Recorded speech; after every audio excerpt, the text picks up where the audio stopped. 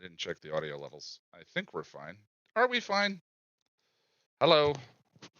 Yes, it appears we're fine. Hi, everybody. This is the patron discussion portion of the, and I just broke chat. Wow, there we go. You are watching the patron hangout discussion of the episode Blood Money, the Angel episode Blood Money. Jack and I just did a rewatch. Kind of. I don't think we talked about the episode that much. Hey, our bad. Or maybe it's the episode's bad. I don't know. Why do we have to be responsible for all of this stuff? Anyway, Sarah's gonna run us through some stuff, and we're gonna get chatting about why Blood Money works well, or maybe doesn't work. Maybe there's some problems. We'll see. Sarah, take it away. So as usual, we just have a couple rules. As everyone in the chat, have you all watched all of the show? Okay, so the episode discussion is going to be fully spoiled. That's one thing. Second, main thing is also just everybody be nice or at least respectful, both of the participants of the chat and of each other. Like, just be respectful of everybody. And that includes, this is not a thirst trap unless people consent to that. Jack generally does. He likes the attention. And we like to give him attention.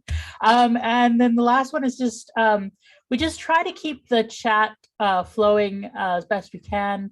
And yes, things will take diversions and stuff, but Jack and I are the mods, and if things are going a bit awry, we'll probably nudge you to try and come back to things or away from an issue.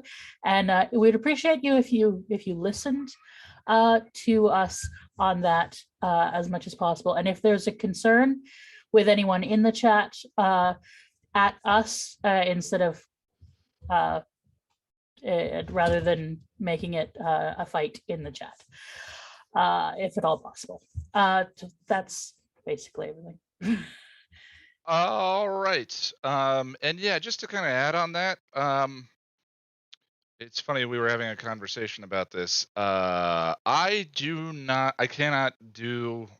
can't chat with people and give people my attention. I can barely do that when there's no one in the room. But when there's 10 people in the room and there's a stream going and all of that, it's very difficult. So I do not moderate chat. I don't follow. I leave that to Jack and Sarah, and I trust them implicitly. So yeah, when it comes down to it, like if I hear about a situation after the fact, I'm going with what they say. So it just is, that's kind of the nature of the beast for anyone in chat. So let's just not go there. Why go there? All right, so we're going to start with, I'm actually going to start with Sarah, then we're going to go Boris, then we're going to go Christina. I would prefer to stick by the rule that we said, which is the caboose begins the next conversation. Not that I'm calling anyone a caboose. That now seems royally unflattering to me. Yeah. Sarah, bail me out. You're commenting on my caboose, are you? No, I'm not. I'm sorry, honey. I just had to do that. I'm so mortified. And I'm sorry, I deliberately was mortifying you. That's okay. Hi. Hey, babe. One thing I forgot to mention, I knew I was forgetting something. We do a 10-minute timer for the discussion. That's my attempt to try and get us all out of here by about 9 p.m. Eastern time. We usually go over a little bit. I apologize for making you rush, but it's the way that we get kind of the maximum number of people in here, but don't exhaust everyone involved talking about it. So 10 minutes. But anyway, hi, Sarah. How are you doing? I'm okay. I think Jack feels sensitive about me saying he likes attention. Who doesn't like attention? Doesn't like attention. We like gassing you up. It's I fun. wish I was as pretty as he was to be able to pull the attention as necessary. You're not as pretty. Well, I appreciate that. Let's talk about you. Let's talk about Blood Money. Do we have to? Well, this is one of those ones like if we look at it in a vacuum, it's a decent episode. There's a lot of good elements. In a vacuum, that's a good way of, yeah. Well- Actually, I feel that way about Redefinition too. In a vacuum, But at this point in the story, right? why are we doing this? I, It's just that is a way. Like if it's a wider story, why are we doing this? I love Anne. I love the inclusion of her. I think it's wonderful that we have a character that we see living out their redemption arc. I wish we saw more of her in the series. Yeah. So this is our first time using the Zoom, and it looks like the chat actually puts it over the face of the person I'm talking to, which is going to be a little distracting for me. So if you guys in the meeting can use the YouTube chat for chiming in, I would appreciate it. I don't think that's going to work for me with the ADD being what it is. Picking things up again. The other thing too is like now that I haven't reviewed these, when we had these discussions when there was a review, I felt like we began this and I've said everything that there was to say. I don't want to steal the 10 minutes from you guys while we're having these conversations, but wow, do I have feelings about Blood Money, especially just having finished and published the Redefinition video a day or two ago, where it's like, what story is this? Like, what are we? When he's having that nicey talk, the thing I brought up with Jack was there's an episode of The Simpsons, Snake Beating Day, or I can't remember what the name of it was, but there's an episode of The Simpsons where Snake Whacking Day, yeah.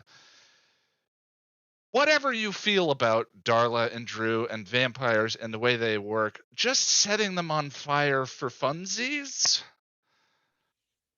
is a weird exercise in cruelty, such that when he's having this conversation with Anne and he's supposed to be so cute and, oh, he took a beating to bring her the blood money for the shelter, there's so much dissonance going on. That was a choice. Like I'm hearing Hannah Gadsby in my head going, that's a choice. Yeah. Yeah. So same with the locking the lawyers away. I mean, that was a choice. Are we not going to deal with the fact that he made those choices? This to me speaks to a problem with Angel as a whole.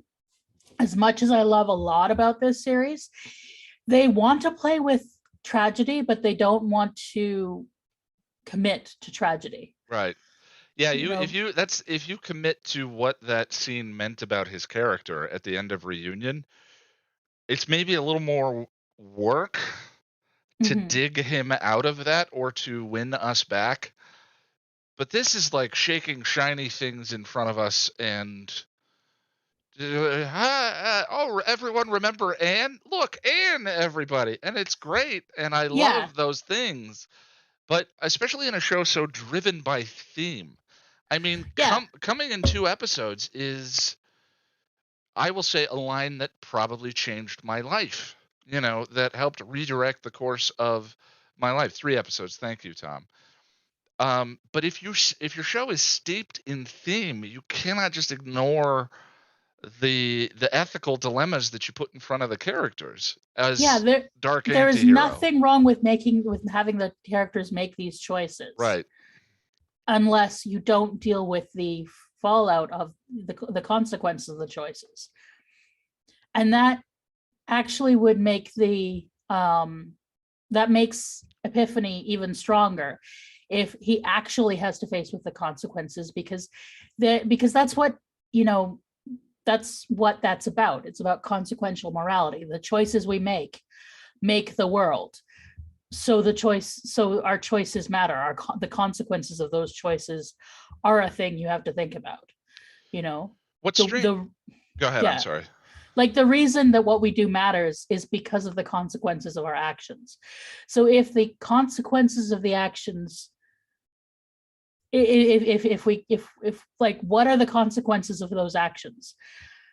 Wolfram and Hart shuffles the deck a little bit, and he gets gloomy for a while, and then he obsesses about Wolfram and Hart. Like, where are the consequences of, you know, the dark choices he's making? Like, why is it? Yeah, it's almost like that scene in Reunion at the table where he's just described to everyone what happened, and they said, then you just walked away. No, I got in my car and I drove away. Like, that reaction should not have been so easily wiped away by the firing. Like, there was a reaction. Angel, you're at risk of real darkness, and the darkness is not firing everyone. It's the evil. It's the and I think I even struggle with the word risk of real darkness, because what he did was dark. It wasn't risking darkness. He's there already, and that's what makes that moment such an interesting payoff for everything that was set up before that. And yeah, then they didn't know where to go, is what these next two episodes feel like. yeah. If Wolfram and Hart's game is making him make horrible choices and making him be dark, Mission accomplished. Wolfram and Hart won. Yeah, they won. They won. I mean, I don't know how exactly you give Holland Manners his trophy when he's lying dead on the floor of his thing, which is why.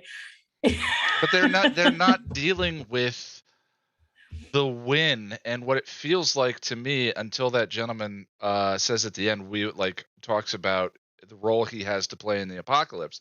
It feels like because there was no actual plan. You know, like they managed to move the goalposts at the end of this episode with that conversation with Lila and Lindsay. But until he does that, the Reunion was the end zone. It was the fall. It was the moment of walking away and leaving the hotel.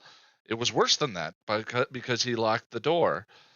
And I don't know. And it just throws these episodes in such a weird light. Yeah, because there's a lot that is good about this episode. It's just like I have tonal whiplash. What is Angel doing? Yeah, I know what everybody else in the episode is doing, and I appreciate what everybody else is doing, but who is this guy? What is he doing? And which is for me my issue with Angel as a series is often Angel the character. I just like,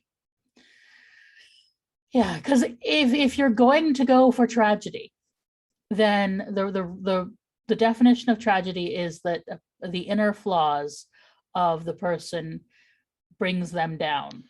Yeah, and I kind of feel like the Dark Wesley arc eventually nails that, you know, because the steps along his arc are the culmination of his tragic flaw, are his own actions leading to the next situation, leading to the next situation. I mean, he's a troubled man facing an insane world of terrible decisions. But we can still sort of trace, like, he didn't talk to Angel about the kids. He didn't do this. He didn't do that. And sort of where he ends up makes a sort of sense. Mm-hmm. You know, it's clear. His character is always clear and motivated to us all the way through. He's, to me, the great success of the series and one of the biggest reasons to watch. But this particular part, like the setup up to Reunion, was so spectacular. And then it almost feels to me like competing visions of David Greenwalt and Tim Minear, and Joss, I'm sure, is somewhere in that mix. And I feel like there's a vision that Tim had in Are You Now and Have You Ever and Reunion that was clear and sort of built and went to a particular place. And this is a return to the noir detective voiceovery. It doesn't. Yeah. It's just I'm sorry. And it's a bit weird when I've been so in a Farscape headspace where there is a rule that actions always have consequences. So, you know, but here we have like actions that don't really have consequences. And this is a perfect, this is when we should be seeing him being dark, and we should be seeing the problems that arise from him not doing his job. Well, or who he is without the group, who he is without the reflection. Bringing her the money at the end of the episode is sort of like, so what are the consequences then? Well, of him being without the group? Huh? Him being an asshole who jerks her around and like. And then eventually does the right thing because we can't have him go too dark. I wonder if there was an issue of like network involvement, perhaps being like. It could be. We never. That's always a reason why I'm reluctant to throw any particular writer under the bus when we get to an episode that I struggle with, is because you never know what happened in the writer's room. You never know what happened on the way to production, and a lot of times my information I always had from interviews and podcasts is like, an episode is written by several different writers, and then half the time they have, well, you wrote most of the scenes or what have you, in just sort of that race to get it done. But anyway, sorry, I feel like I ate up all of your 10 minutes. I'm very sorry. Oh, I didn't have a lot besides like, yeah, I agree. Where's and that, yes, and that I do really love seeing Anne. Love it. Yeah. I love the Western stuff. I do enjoy the fundraiser. I love that there is that is definitely a dig at critics of Twilio. And it's inside baseball, but it's in a much cleverer way than some of the inside baseball is sort of like LA and industry stuff that we've had before. Yeah, in the West, it's less. It feels a little less on the nose from some of the season 1 stuff that we got with Cordy and the people that she was dealing with. Or maybe just it's aware that it's on the nose, and so it's kind of there's something about it that works where in other ones it doesn't quite work. Well, and that awareness brings it to sort of satire as opposed to just a retread of the same kind of retreading the same old trope. But I do love like the Western motif of the fundraiser and then Angel's final showdown being shot as a Western standoff with the hand on the guns. Like, it's fun. It's a good episode. It'd be great if it was saying something. Right. And I do love that we have Lila and Leslie and Lindsay being faced with the fact that their organization doesn't give a shit about them. Yeah. I just couldn't help thinking of Oscar in The Office when I haven't seen it. Well, Jim gets promoted to co-head of The Office, and Oscar has a nice long speech about what country doesn't run better with 2 presidents. It's like, clearly they don't care. But yeah, it's pretty fun. Well, is there anything else you want to throw out? Their plan is basically, Needle. Are you evil yet? Are you evil yet? Are you evil yet? Are you evil yet? Are Which you evil yet? Which is so weird. Yes. Deal with the consequences. Yes, you did a wonderful job of getting to evil. What the hell was plan B, or what the hell was step 2? Like, you did it. And then we don't need and to we're Monday morning quarterbacking. Of course. But that's the gig. So yeah. Yeah. All right, anyway. My friend. Let me go over to Mr. Boris. I can pin. There we go. Now I know how to switch. I'm sorry for ranting over everything you said, Boris. I'm gonna not rant over everything you said. This is why I need to do videos, so that I'm not so insufferable about my opinions when it comes to Boris. Hi, how are you doing? Hello, I'm okay. I started Parks and Rec on Thursday. Oh, sweet. Did you start with season 2, or did you go the long way with season?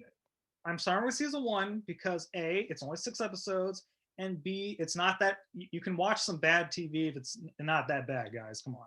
It's short. It's not like the first season of Buffy, which some people love, I know, but like I hated the first season of Buffy, and it's 12 episodes, and they're almost an hour long each.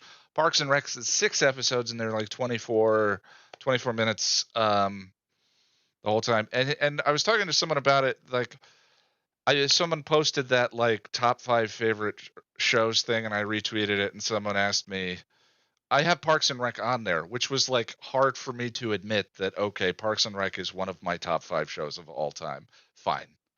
I listen to it constantly. Half the jokes define my personality. I'm both Andy and Ben. Okay, fine. I have Parks and Rec. But like the top 5 shows to you and top 5 greatest shows of all time are different lists. You know what I mean? Yeah. Anyway, I'm happy you're watching it. Yeah, I'll let you know more stuff as I go on. Great. Love to hear it.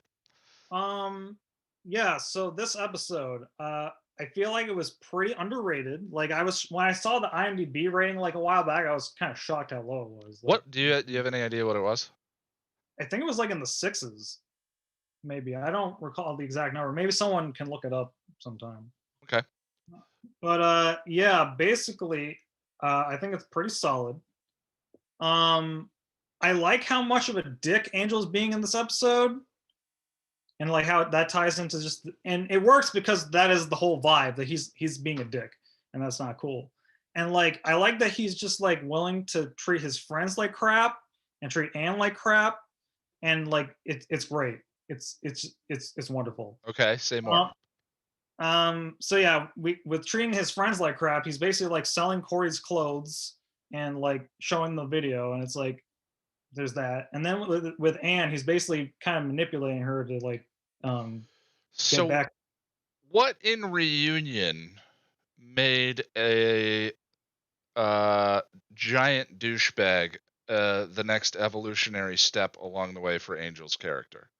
Well, because basically he doesn't give a crap anymore. He's just like, I'm just gonna do whatever I gotta do. But he does. At the end of this episode, he brings the money to Anne in the shelter. So clearly he does. And what did the group do that makes him willing to be so mean to them, as opposed to just attacking Wolfram? How is that motivated? I don't see the connection that you do. The thing is, it's not that he's like, he's being mean with a purpose. Because everything he's not being mean to the group for shits and giggles or whatever. It's like, as long as it's serving the agenda, it doesn't matter. The clothes are to get closer to Anne, and then the video is just a means of screwing with the people he had on hand. It was fine. Okay. And so yeah, like, because basically, and like you say, giving the money at the end is bad, but it's like, I didn't say it was bad. Well, you're saying it's good. Oh, it's bad for the writing. You're implying. It's dissonant. I disagree. Okay. Because the thing is, one, it doesn't make sense that he wouldn't do it, because the thing with being morally gray is it doesn't just mean you're all bad all the time. But he could use that money for the fight. He wouldn't have to sell the clothes of the people that used to work with him. He could use that to attack Wolfram and Hart. What does the shelter matter? Well, not necessarily, because like he's obviously going about it in his own way, and that doesn't necessarily involve money. Okay. Like, because I mean, since the beginning, he's never really cared that much about like his own personal finances. He seems to be doing pretty well on his own. Like, I'm assuming he's good in that regard, or else he, like, because he's able to maintain the hotel and stuff. So there's all that. But it's also part of this other thing with the money, because the thing with the money, because the whole setup is, Wolfram and Hart are going to take like 95% of the money and use that for their own agenda, and Anne essentially has to like decide whether or not it's worth it to take the 5% and do some good, but at the same time let the 95% go to evil stuff, or do nothing and no one gets anything. I just had a bit of an ADD thought. I apologize. Don't the Wetworks team from Sanctuary say that the Watchers Council have people who can actually make gold? Yeah, but that doesn't mean Wolfram and Hart necessarily use that. Plus like doing it this way, it helps them because of the publicity and stuff. Oh, So got that- it. Okay. That's another reason to do it. They're doing it. It's branding. Yeah, that too. Okay. Yeah. So like again, with the world of Angel, it's a lot of gray, and we have Anne kind of being forced to make the choice of like whether to do that. And then at the end of the episode, Anne is given the money, and it's like there's all this risk and stuff, and then she's asking about the blood on it, and it's like, yeah, or like, what's this? It's blood. And she's like, well, it will wash out. And it's like, so basically she has to pretty much accept that Angel may have killed the guy, but it was worth it to get the money, essentially. It's this gray area of like, what is the best choice ultimately? Angel ultimately allows her to have the choice because he was denying it like for a long time. He was like, because the good thing to do would have been to not take the money, presumably, because it was tied into evil business. But by taking it, that it's a little more gray, which is a. It's funny. We watched Iron Man 3 the other day, and I was thinking about, for some reason, the scene in Lethal Weapon popped in. The Lethal Weapon 2 popped into my scene where Riggs and Murtaugh are in the shipping container at the end of the movie, and the wall of, because it's Shane Black written and directed, wrote Iron Man 3, but the wall of money at the end, and Murtaugh grabs it and says, "What I'm holding in my hand could put all 3 of my kids through college," and Riggs says, "Why don't you take it?" And Murtaugh has a moment of and throws it on the ground and says, "Drug money." And Riggs says, "So what? Do something good with it. Put it to good use. He's not going to have it where he's going with." And I don't know how I feel about that. I think that is. I think that's always an interesting question, and I think it's an interesting question. I think you hit on maybe what the episode was trying to have as theme. I think there's just many for other viewers besides yourself, many hanging questions that are bothering for these next 2 episodes from the last one that are a struggle. As I said, though, if this episode occurred early in season 2, or say sometime in season 1, like, this would be a good pre-Doyle episode if there were such a thing. You'd have to figure out something else to do with Team Angel, but like, the episode itself in a bubble, I think, is better than a 6.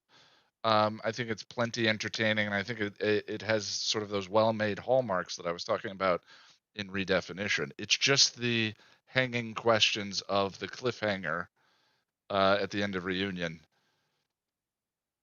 that I think are weird for other people that aren't you, Boris. Yeah, but you're implying that is the correct answer. So. No, I mean, there is the acceptance that my review and opinion is completely subjective, and yet having a conversation, you pick a particular standpoint that you speak from. Yeah, there is no correct answer. Just when you say like the majority of people, it implies that. No, I said. Well, I apologize. I didn't mean to put you on the spot if that was the case. I was being unnecessarily coy. We have fun, don't we, Boris? It's okay.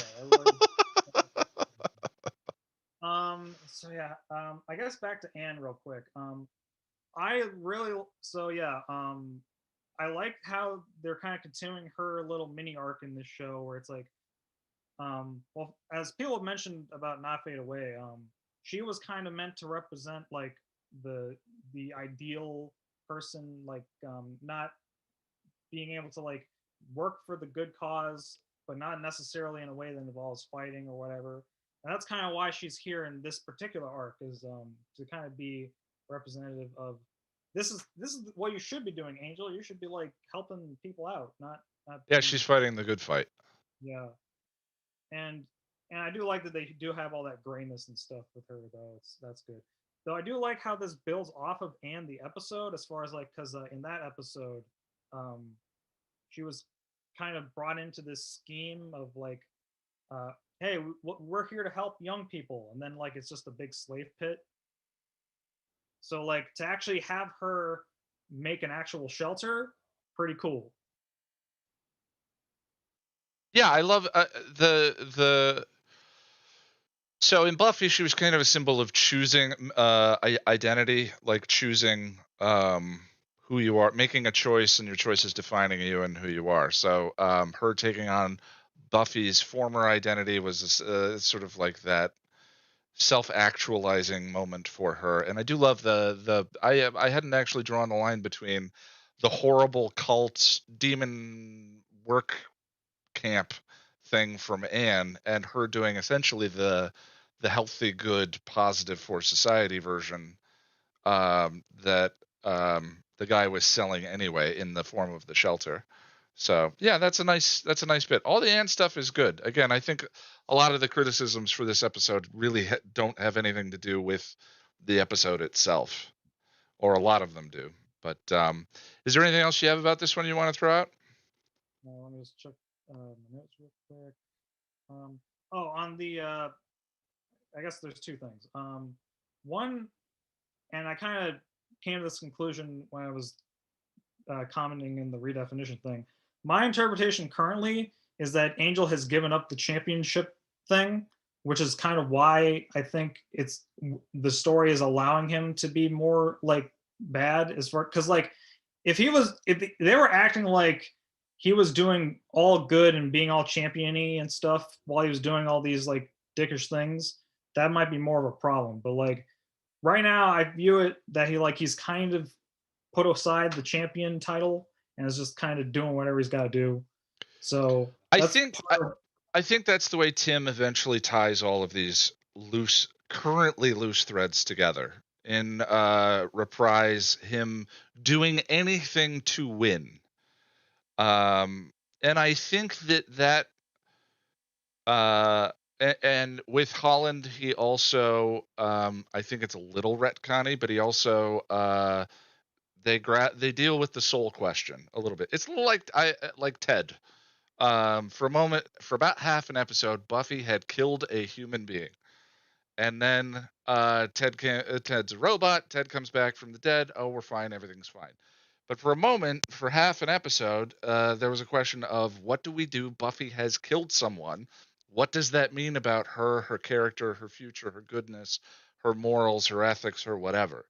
And I think that Reunion set up those same questions for Angel, but is not grappling with them in these episodes. But in Reprise and Innocence, specifically, Tim closes that off a little bit with Holland sold his soul, and so soulless or whatever you want to call that, Holland was indebted to Wolfram and Hart the whole time. That puts him in supernatural territory for Angel and Buffy. It's it feels very loopholey to me as a way of kind of dancing out of the way of the whatever. But from the standpoint of where they go with Angel's philosophical issue, which is tying it back to gingerbread, I love it. I love Reprise and I love Epiphany. And again, I think there's a line in Epiphany that changed my life because it is the distillation of something important and beautiful, and that's kind of why I fell in love with both of these shows. But it's a magic act he pulls off in those two episodes that until we get there, for me, is very challenging. I guess just 2 points to add on that point. You say it's a retcon, but the soul stuff, or like the not or the philosophy or something. But like if the idea, but just putting that in mind, if the guide is meant to be retrospective, should we not be viewing like all that stuff as the text? Like what like we will when we get to Reprise and Epiphany. But for these two episodes, it's a big problem. But should that not affect your view of those episodes in a sense? I mean, there's the conversation about the individual episode and how the story stands up based on everything that came before it, and then there's the conversation about the show itself. And I can't have the complete conversation about the show itself until we get to, as Reprise and Epiphany weigh into it, until we get to Reprise and Epiphany. But we will. Those, he cleans it up as much as you can. But I still think there was an arc that was promised that was more Tim Minear and a little less David Greenwalt. And this one, and I'm not, that's a guess based on the Noir stuff in the first season and how many of those were Greenwalt versus how many were Tim. But it feels like this is a reversion to something else as opposed to where things were going. And again, subjectively speaking. Yeah, I guess the last point I made is Sarah was talking about like how if nothing we do matters and all that matters is what we do is about consequences. I'm gonna say personally, my take on the quote is more about how our actions in and of themselves are what matter in a bubble, in a sense that like, you know, we do something and then that thing is good in and of itself. It's not part of some grand plan, which is like what Angel was thinking about. Like, you know, I'm going to do this to beat Wolfram Hart or something. When the reality is, it's every individual action is valuable in and of itself. If I donate to a charity, you know, that is a thing. And that it doesn't matter, like, if we all die and there's like no afterlife or whatever, that charity was donated to and that mattered. I'm not That's sure kind of- that Sarah's point of view was contrary to that. Well, I'm just adding to it as far as like, because she made it about consequences, whereas like if the consequences of an individual choice are something or other. I think it's actually non-consequential. Well, I now I have to give Sarah more when we get there, I guess. Yeah. I'm gonna move on. Sarah, do you want 1 minute to kind of clarify what you to respond? Yes. Consequences, our actions. I could never side on to our actions existing in a bubble. But I'm not talking about consequences in relation to God or some kind of judge or some shit like that. Consequences to the humans in our world, to each other, and to ourselves. All actions have consequences. Consequences matter, and that is the soul and center of consequential morality, which existentialism is a part of. But then I guess the question would be, what would the consequences of those people dying be? Hold on. I'm gonna move forward. Yeah, that's the philosophical debate about that one is a bit of that's a long one. Christina, if you are there, just hi. Christina, have you been to one of these before? Oh, well, welcome. This is the first time. Hi. Can you tell me a little bit about when you got into the show, sort of like Buffy, and not Buffy, it's Buffy versus Angel. I hate that discussion, but you know, like it's fine. I got into both of them around the same time. Okay. I started watching it in the spring of 2018. Wow. And then I found your channel because I was skipping some episodes because I've watched enough teen fantasy shows to know that there's plenty of episodes that never matter. And I'm not going to do what I did with Smallville and watch every damn episode. Well, so I skipped some episodes. Yeah, and now I've watched all of them, I think. Okay. Of Buffy. Yeah.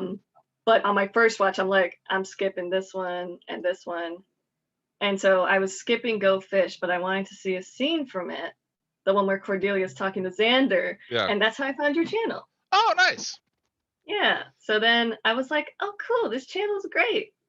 Well, thank you. And then, yeah, it's really good. And then Buffy just became one of my favorite shows. And then I started watching Angel, and I liked it, but it is nowhere near one of my favorite shows because it's super experimental compared. Like Buffy, I think had a even the way the seasons were structured had it smacks of a premise that he'd been thinking. I mean, we know he'd been thinking about it for a long time before the show because the movie exists, and just the way the arcs were structured and so forth. Angel doesn't have those same sorts of. Angel is constantly figuring itself out, which in a weird way works for the character, but also means that the show feels a little has some consistency struggles. Yeah, and then I think also it's like there's so many behind the scenes issues going on, right? Not just with Whedon, but also like with the actors, how like Doyle dropped out early. I don't know his name. Yeah. But then like other stuff that kept happening. So I feel like that also got in the way of their idea of the story because they kept having to change it too. but I don't like season 3 and 4 of Angel. Season 3 is all right, Yeah. but it was far more disappointing than I was expecting it to be, especially because I love season 2 of Angel so much. It's my favorite season of Angel. And I love this episode, even though I know it's not that good. No. Tell me more. Tell me more. What do you love about No, the episode? So when I was watching Angel the first time, at least the first 3 seasons, I had to take a break for season 4. But Yeah, anyway, that's when I was not an uncommon reaction. well, I got burnt out from season 3 because there were just things that happened that I'm just like, we're really doing this, aren't we? Yeah, I don't know But how we're anyway. going to talk about like the rate we're going to be talking about season 4 of Angel for 2 years. At least you can space it out. That sounds like the special hell. Yeah, I thought about rewatching some of Angel, like the earlier seasons where I don't have to just watch season 4. But I don't know if I'd rewatch season 4. Yeah. But anyway, Well, I started we'll jump off that bridge when we come to it. yeah. Yeah. I started rewatching Buffy and Angel for the first time kind of last year, I guess. I technically started Buffy the year before, but then I didn't finish. And so I got to season 2 and I love it, but then for some reason I just stopped watching some episodes because I got to the reunion episode and I'm like, this is so good.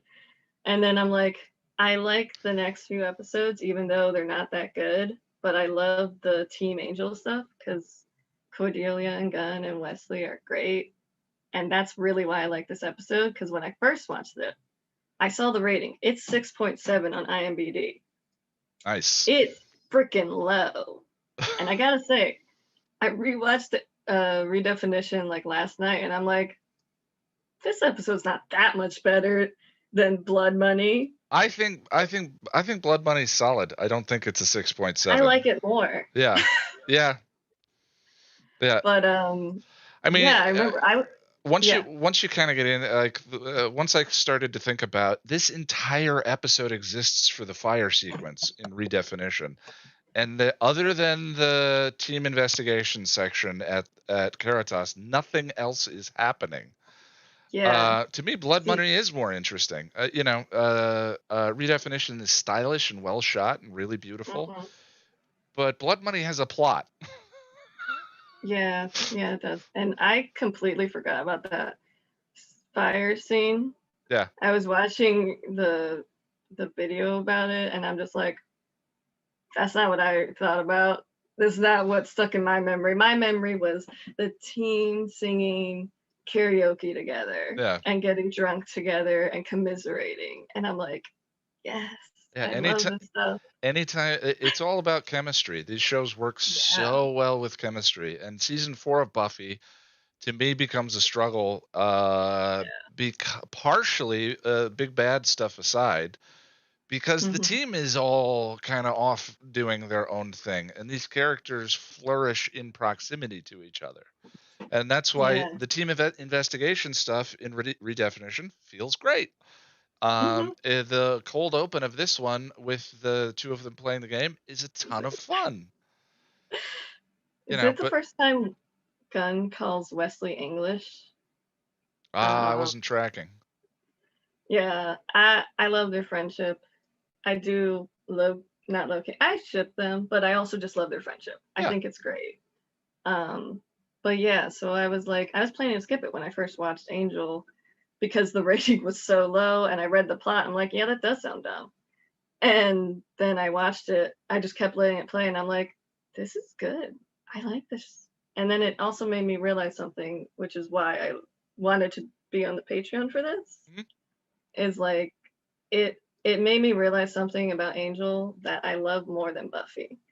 Okay. And again, Buffy is one of my favorite shows of all time. It's number 4. Yeah. Angel's nowhere near it. Okay. I like the first 2 seasons of Angel and season 5.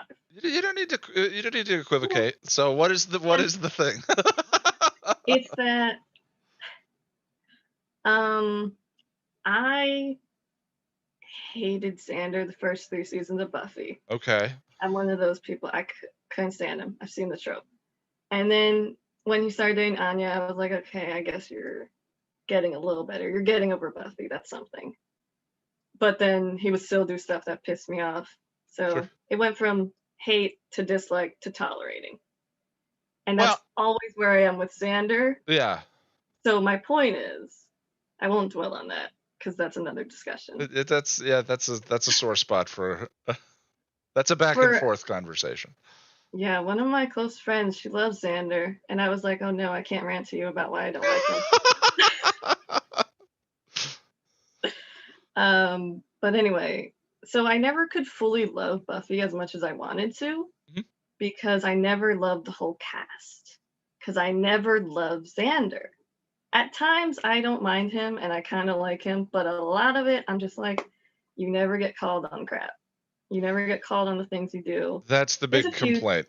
Yeah, he does yeah, sometimes, but that is the big complaint is his behavior. And it's interesting you saying you came to the show in 2018 versus, those of us who watched it when it aired versus early 2000, I was, the I, cultural conversation is just different now, that is true. yeah. There's also no way I could have come when it was on because I was born in like this part two, becoming part two is actually the day I was born. So when I was watching this show, I was like, oh my God, this actually aired the day I was born. That's so weird.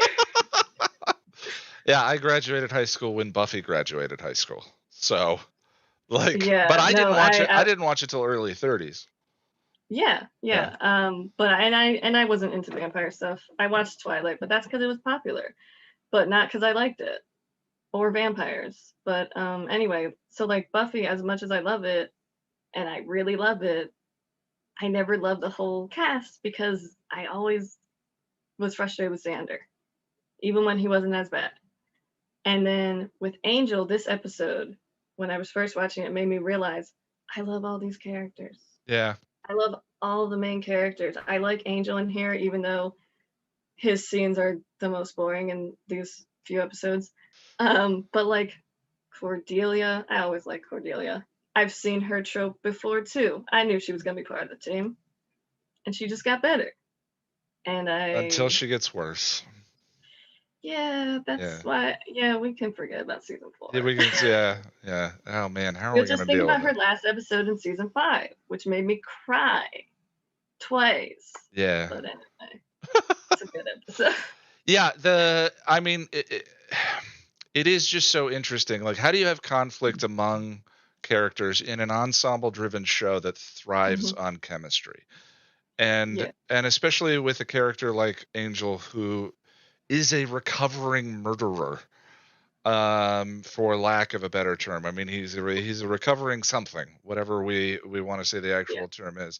And so that goes to places that I think needs stories like this. But it also, I mean, the problems with this arc, the problems for me with this arc aside, he is dramatically less interesting without someone to talk to, and someone to His bounce off of. his scene with Lila was good though. It felt very Yeah. Angelus, and I was kind of into it.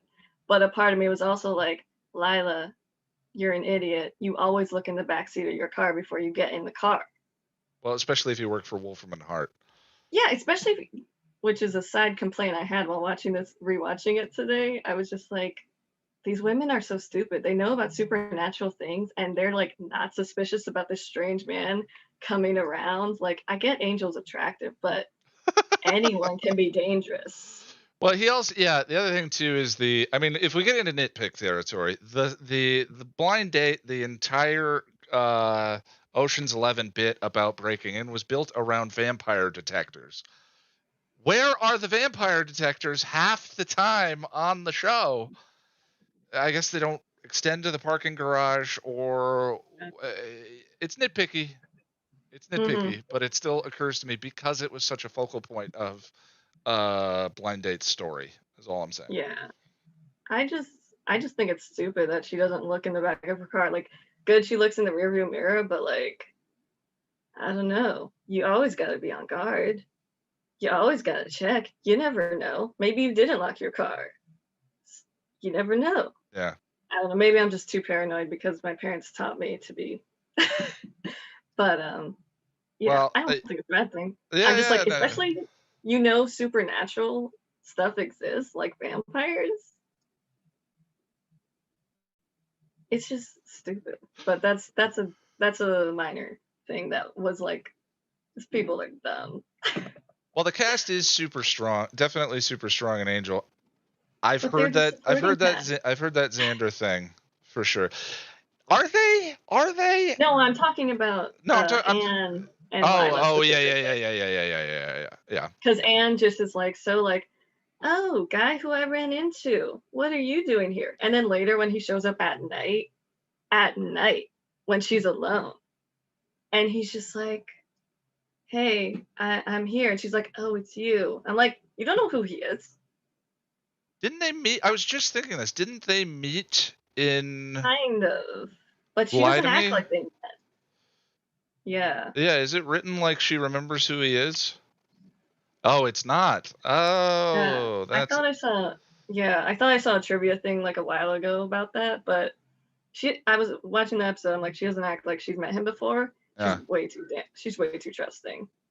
Well, That's very- one thing to bear in mind about the IMDb ratings, by the way, is I secretly decided to make the last episode guide a test of my powers, and if I have powers at all, which I don't think I do, but if I do, it's going to be really fun. The sample size for number of reviews on Redefinition was like 1,600 people, which is not a very big sample size for these shows. So my thought was, if I bring it up, let's see if we can drive some people over there to review the episodes and just give star ratings, because it's really nice. It's helpful to be able to look and kind of get a cross-section idea of the things we feel as a community about the episodes. And I believe if you drill down into them individually, it also shows like the breakdown of what people gave the episode itself. So it isn't just an average.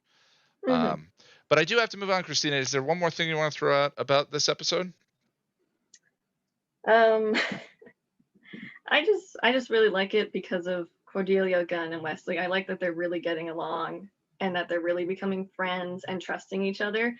And I think the breakup with Angel almost works for that reason alone, that they become closer and they trust each other more, and they're not just together because Angel brought them together. It does force them to sort of bond in a way. Yeah, also I would go with the Chase Agency if they're going to change the name, because they're chasing villains. That feels like Yeah. something Cordy should have come up with. Yeah, I know Yeah. she could have. Also, one of her better hairstyles in this season where she changes it every other episode. Oh my god. Yeah, I think they were in the process of refining it, because she had that big Yeah, but they mane. never say anything about it. It was when I first watched season 2, I'm like, what is happening? No one's commenting on her hair. She's changing it all the time. Yeah, definitely a I mean, I get they are guys, but sometimes it's a different color. They do in one episode. Your hair, it's Yeah, in like the first episode, she Yeah. changes it, I think. yeah. But But I think yeah, so I think Charisma Carpenter felt like it had been so butchered that they had to comment of her. I'm saying this of her own in a behind the scenes interview, that No, I they think I've heard that too. had to comment on it. Yeah, because the first attempts to lighten all that heavy hair was a bit of a misfire, according to her. yes, I understand the struggle. Yeah, I don't, but I get it. Yeah, but yeah, that's why I like this episode and why I like season 2 a lot. I just love the chemistry between the team. I don't really care that much about what Angel's doing, to be honest. I'm kind of like, whatever. I actually went through like up to Epiphany, like months ago when I was actually watching Angel consistently. I just went through the scenes with Team Angel and not Angel himself and just kept skipping over because I'm like, these are my favorite scenes. These are what I like. Angel, he gets better after Epiphany, but he's kind of just boring right now. Well, I almost feel like season 5 embraces that perspective, because the driving arcs of season 5 are Fred, Wesley, and Gunn. And And I Spike. wish Lauren and Spike. I wish Lauren were a little more in there, but Angel is almost a back Yeah. character in that season. Well, I do need to move on. I appreciate you coming. Let me go over to Lady Eternal. And wait, you forgot to do the thing where I say, does anyone need to leave early? Emily, I know it's like 1 a.m. there, right? All right, let's go Emily, and then we'll go Lady Eternal. And then okay. Some of those were words, I think. I'm sure they were. This is our first time using Zoom, and I'm old manning the interface a little bit here. Where are the buttons? There we go. Replace pin. Hi. Hey, How's it going? I'm okay. My sleep schedule's all over the place right at the moment, so I'm like, Well, we are happy Whatever. to reap the benefits of your borked sleeping schedule. So it's good to see you.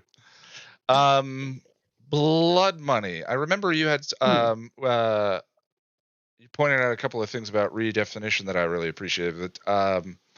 Blood Money, sort of where does this land? Where are you with the story? Tell me about the episode.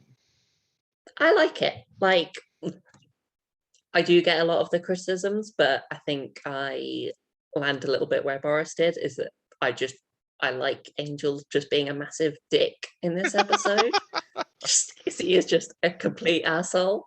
And I think, like, because it's all about him just being so focused on winning a cheap shot against Wolfram and Hart that he's not caring about anyone that he's hurting. In the meantime, he's, risking the money for Anne's shelter. He's, giving away Cordy's clothes, embarrassing Wesley, because he's just purely focused on, I just want to beat like Lindsay and Isla. Is it kind of a catty shot? Absolutely. Like, I think it's just him wanting to win a cheap shot at them. And we're talking about, now I'm with you. I'm devil's advocating here. We're talking about him taking catty shots for murdering Darla in front of him. Yes. So, I think this works best if you like everything he's doing is in redefinition as very much intentionally pretentious bullshit, because it's just he is so up in his own head that he's convinced that he's winning the war. They can fight the battles, I'm gonna do the thing. That just beating Wolfram and Hart at any sort of level is a victory in itself. So even a cheap, meaningless, I get to embarrass them at this public event, that is a victory, and therefore that is a good thing in the war. Like, it's just becoming so. Another question that sticks out to me is like, if the Wolfram and Hart says that if he were to go and kill either Lila or Lindsay, then that's actually all the better for them. The New Holland at the end of this episode says that.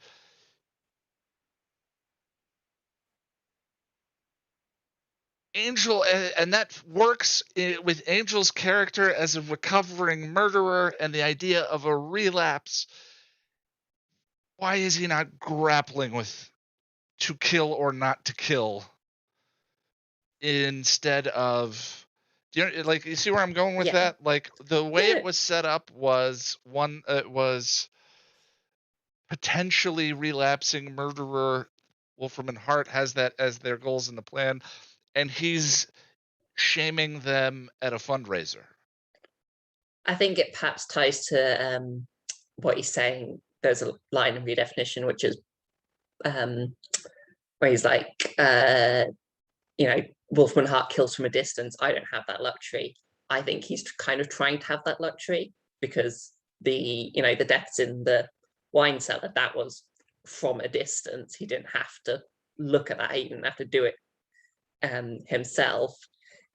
What he's doing in this episode is also kind of, it's not a death, but it's something he's doing from a distance. He, you know, sets this emotion and then he walks away. Yeah. He doesn't want. I think he wants to have that luxury of being removed from it a little bit. So it's not so much as like, well, will I actually kill Lila? Will I kill Lindsay? It's, I guess, him trying to remove himself from that, if that makes sense. Okay. I'm kind of just I'm No, throwing I'm out with you. some redemptive I'm with you, and I didn't. because I think it is. I think you're right in that it is a little bit confused, this arc, but I think it's there's unfair enough ideas to. I like. I think that's unfair to throw that question at your feet, because that's more of a question of the arc itself as opposed Yeah. to this individual episode and just enjoying this episode for what it is. I think this episode is pretty entertaining.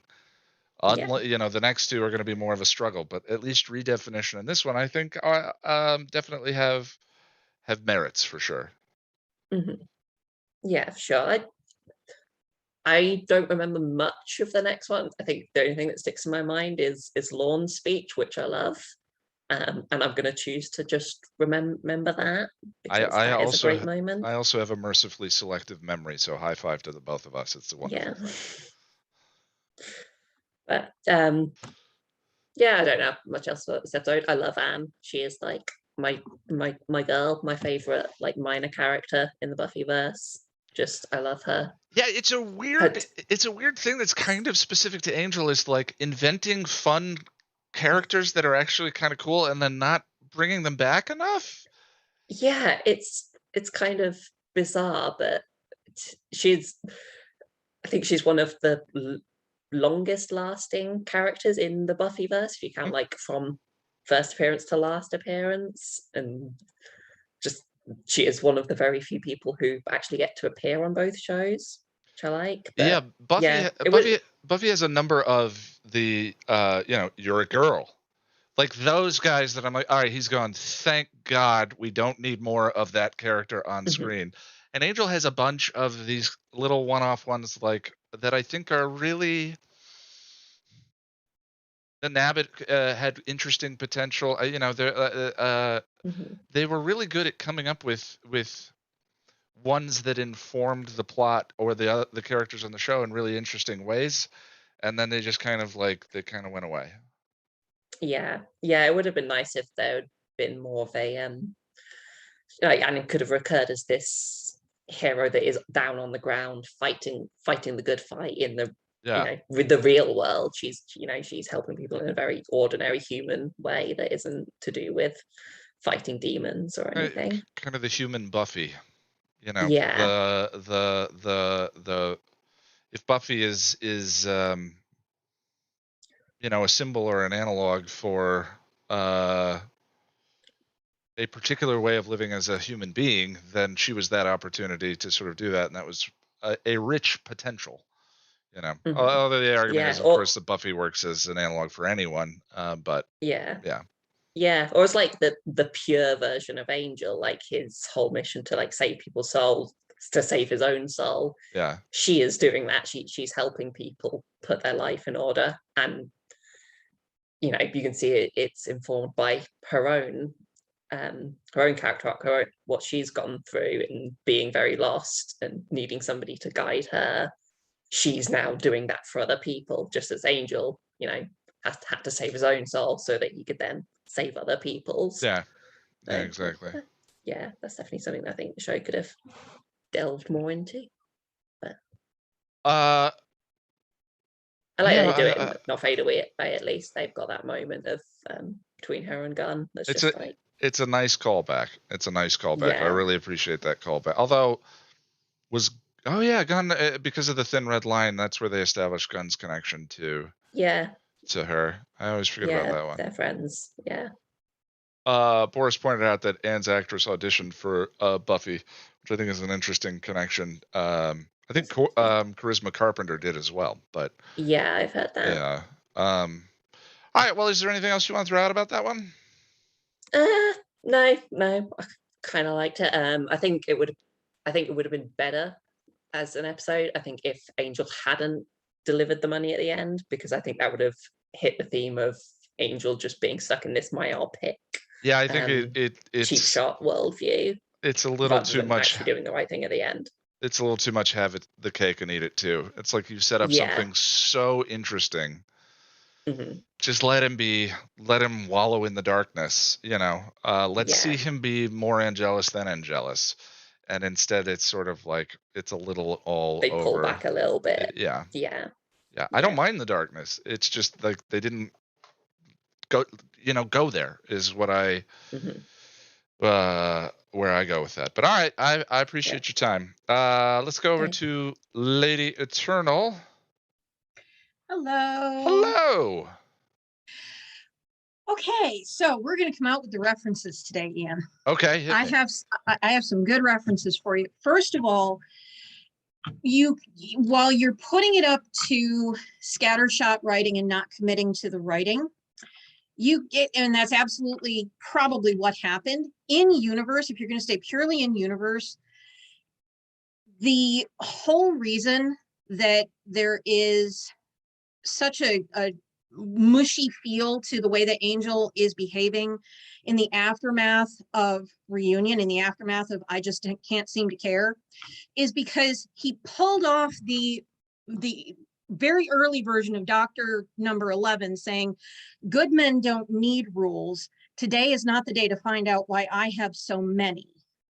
He closed the door, he left them to the bed they made for themselves, but then he can't himself commit to it later. He's trying to be Angelus. He's trying to, in that scene with Lila especially, he's evoking Angelus. He's trying to be that because he's fighting with this whole principle versus pragmatism thing and saying, principle's not getting me anywhere with these guys. I'm going to have to fight them down in the mud where they are. But he can't quite bring himself to commit to that. Yeah. So you've got this whole thing where he's trying to get down in the mud with them, but he can't quite bring himself to get down there all the way because he still has a soul. So if you're going purely in universe and not, in looking for the purely in universe reason why this feels so mushy, it's because Angel himself hasn't fully committed to saying they effed around and now they're going to find out. So he's got the Hamlet problem, is what you're saying. He does. Like, can't commit to killing the king. Mm-hmm. He absolutely does. I wish they'd leaned into that. I think that's a wonderful interpretation of what they ended up with, but I'm not sure the rewards of Hamlet are there when we get to the climax.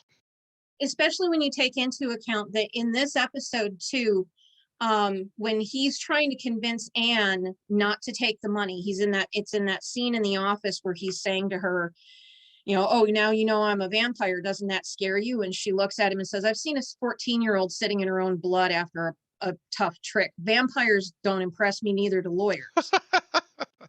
And you think about, and you watch, when I was watching the episode again, you especially see that flinch on his face when she brings up the 14-year-old sitting in her own blood. This is only 2 years after Gingerbread, where he was sitting on the playground with Buffy, reminding her that fighting the good fight isn't always just about these big overarching things. It's about the kids that just got killed and the parents of the kids who deserve justice, even though they may never know about it. He was telling Buffy that 2 years earlier. Yeah. And now you come to this episode and he's all about, scoring points against Wolfram and Hart and the big overarching battle that he's all caught up in. And then she's hitting him with, exactly what does it matter to that 14-year-old that the money is coming from a law firm that might be evil when $100,000 could get her off the street and back into school and not having to turn tricks to be able to eat this week. And you watch that hit him. And then from there, you can, again, it's that little bit of a turning point that's where the money matters to him in the end. Mm-hmm. Because there's no doubt that before she hit him with that and personalized it down to that level that actually does still matter to him, he was probably just going to let the guy go off with the money. or if they were betting on it to maybe he wasn't going to care what the outcome of the fight was and he was going to do something else with the money. But she hits him with that, and it reinforces, wait a minute, there really are real world consequences to what happens with this money. This really does matter to people who are getting ground under by this fight, or that don't have anything to do with this fight at all. They have very human influences in their lives that are evil just because evil exists. It doesn't have to be demonic for that to happen, because she hit him with just the right thing. She hit him with just the right thing that's been happening since he was human, and that he's probably seen time and time again over the course of his life. I think that's a wonderful reading, and I think that definitely speaks to where Tim eventually manages to tie some of the dangling loose threads together, which is the winning versus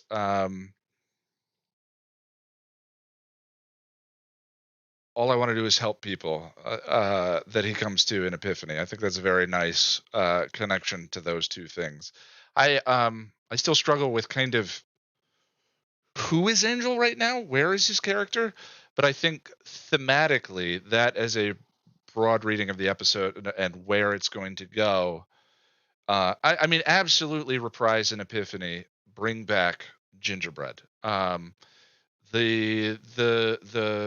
The Wish, Amends, and Gingerbread, that trio of episodes to me are Angel episode 0. Amends specifically is Angel episode 0, that sets up his struggle and arc through this entire series. And that scene of the two of them, it's important to keep fighting, but we never win, we never will. That's not why we fight. We do it because there are things worth fighting for, is incredibly important. And I think that is the moment that he comes back to in Epiphany. And I think that's what Anne is commenting on, that you're highlighting here. And I think it's wonderful. That bit of it I love. Like, I mean, on the meta level, it's a hot mess. There's in the behind the scenes, in the making of, in the writing, and network interference and all that, it's a hot mess. Yeah. But if you kind of take that out of it, just from an example, just from trying to figure out what's going on with the characters, you can fill in the blanks. The problem is that for it to have been a good episode of television, and instead of just a okay episode of television, a candy episode for many of us, we shouldn't be filling in the holes by ourselves. The episode should be filling them in for us. Yeah.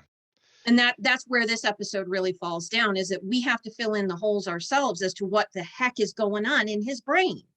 Right. I think that there's listening to everyone talk, the thing that I'm left with is, like, it's very hard to quantify anticlimax. It's very hard to explain what that feeling what that feeling is. But boy, do these 4 episodes have it. There is a specter of anticlimax over it. Whether we hem and haw over darkness versus lawyers versus whatever, for some reason there is a specter of anticlimax with these 4, and I think that's what I personally have been trying to get to the heart of, is like, what's missing, what was set up, and what eventually it gets resuscitated and recovered with Reprise and Epiphany. But and it to me, it just comes back to Angel's character and kind of what the mix of, is he Angelus, is he Angel, what was that? And in this episode, he's Angel, or he's Jerk Angel, or he's Angel is the Night. It's like, I love your interpretation that he can't make up his mind, that he's Hamlet. But Hamlet showed his conflict. The story of Hamlet is conflict, is being torn, is what should I do? We don't see Angel considering killing Lila. We just see him being a jerk to everybody throughout the whole thing. So, but it's a wonderful distillation of what's good here that you made. And thank you. And the thing is too that, for Angel, you do have to also kind of take into account that when he was Angelus, he didn't have a soul. And he played long games with people. So the whole scene with Lila, where he's echoing what Angelus used to do to people that he targeted, Yeah. where he gaslight them and mind screw them long before he did anything physical, like he was getting in her head and he intended to, just like Angelus used to do to his victims. But at the same time, Angel, who has a soul, really doesn't have a lot of practice at doing that crap. He doesn't Yeah. have enough practice at being the uber villain that Angelus was, that he really doesn't exactly know how to pull it off. So instead of pulling it off to where they're being fired or they're being executed by Wolfram and Hart, or Wolfram and Hart is suddenly infighting against themselves or manages to actually expose themselves for who they are, he's playing a prank. Right. Prank is a good term for it. And he doesn't exactly not expect Anne to slap the taste right out of his mouth outside, if you notice. She catches him and she pulls him around and she slaps him and he lets her. Because obviously he's a vampire. He's stronger than her. If he doesn't want to get turned around and stopped by a human, he doesn't have to be. If he doesn't want to take that hit, he's not gonna. But he knew she was going to slap the sauce right out of his mouth over it. And he let her do it because he knew that from talking to her, that all she wanted was for her kids to be helped. All that mattered to her at the end of the day was that her kids be helped, because she told him so with her own mouth. Right. Yeah. And the episode was flirting with, and it was only flirting with it, which is why it also feels so mushy, is that fight between principle and pragmatism, where he's trying to convince her to stand on principle and not take the money.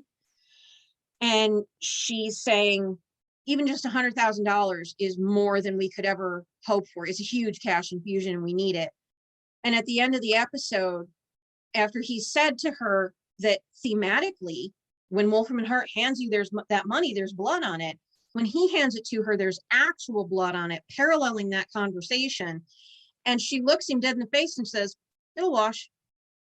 Yeah. Meaning she's electing the pragmatism, because the pragmatism is how she's going to help her kids.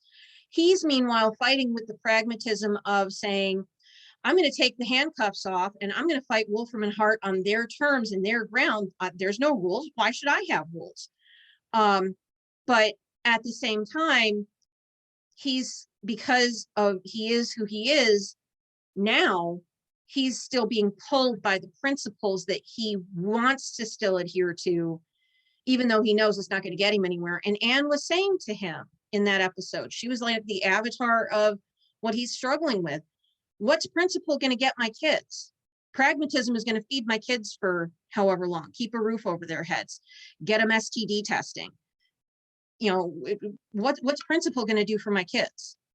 It's so interesting. I think too, one of the things you're getting at is like the idea of the soul. Yeah, he's feeling the pull of his soul, his conscience, and but interpreting its call is different to different people. And between that and Wolfram and Hart and Lindsay, there were so many opportunities for an interesting moral examination. And they flirted with it and they just didn't go there. Yeah. They just kind of kept it very like on the top.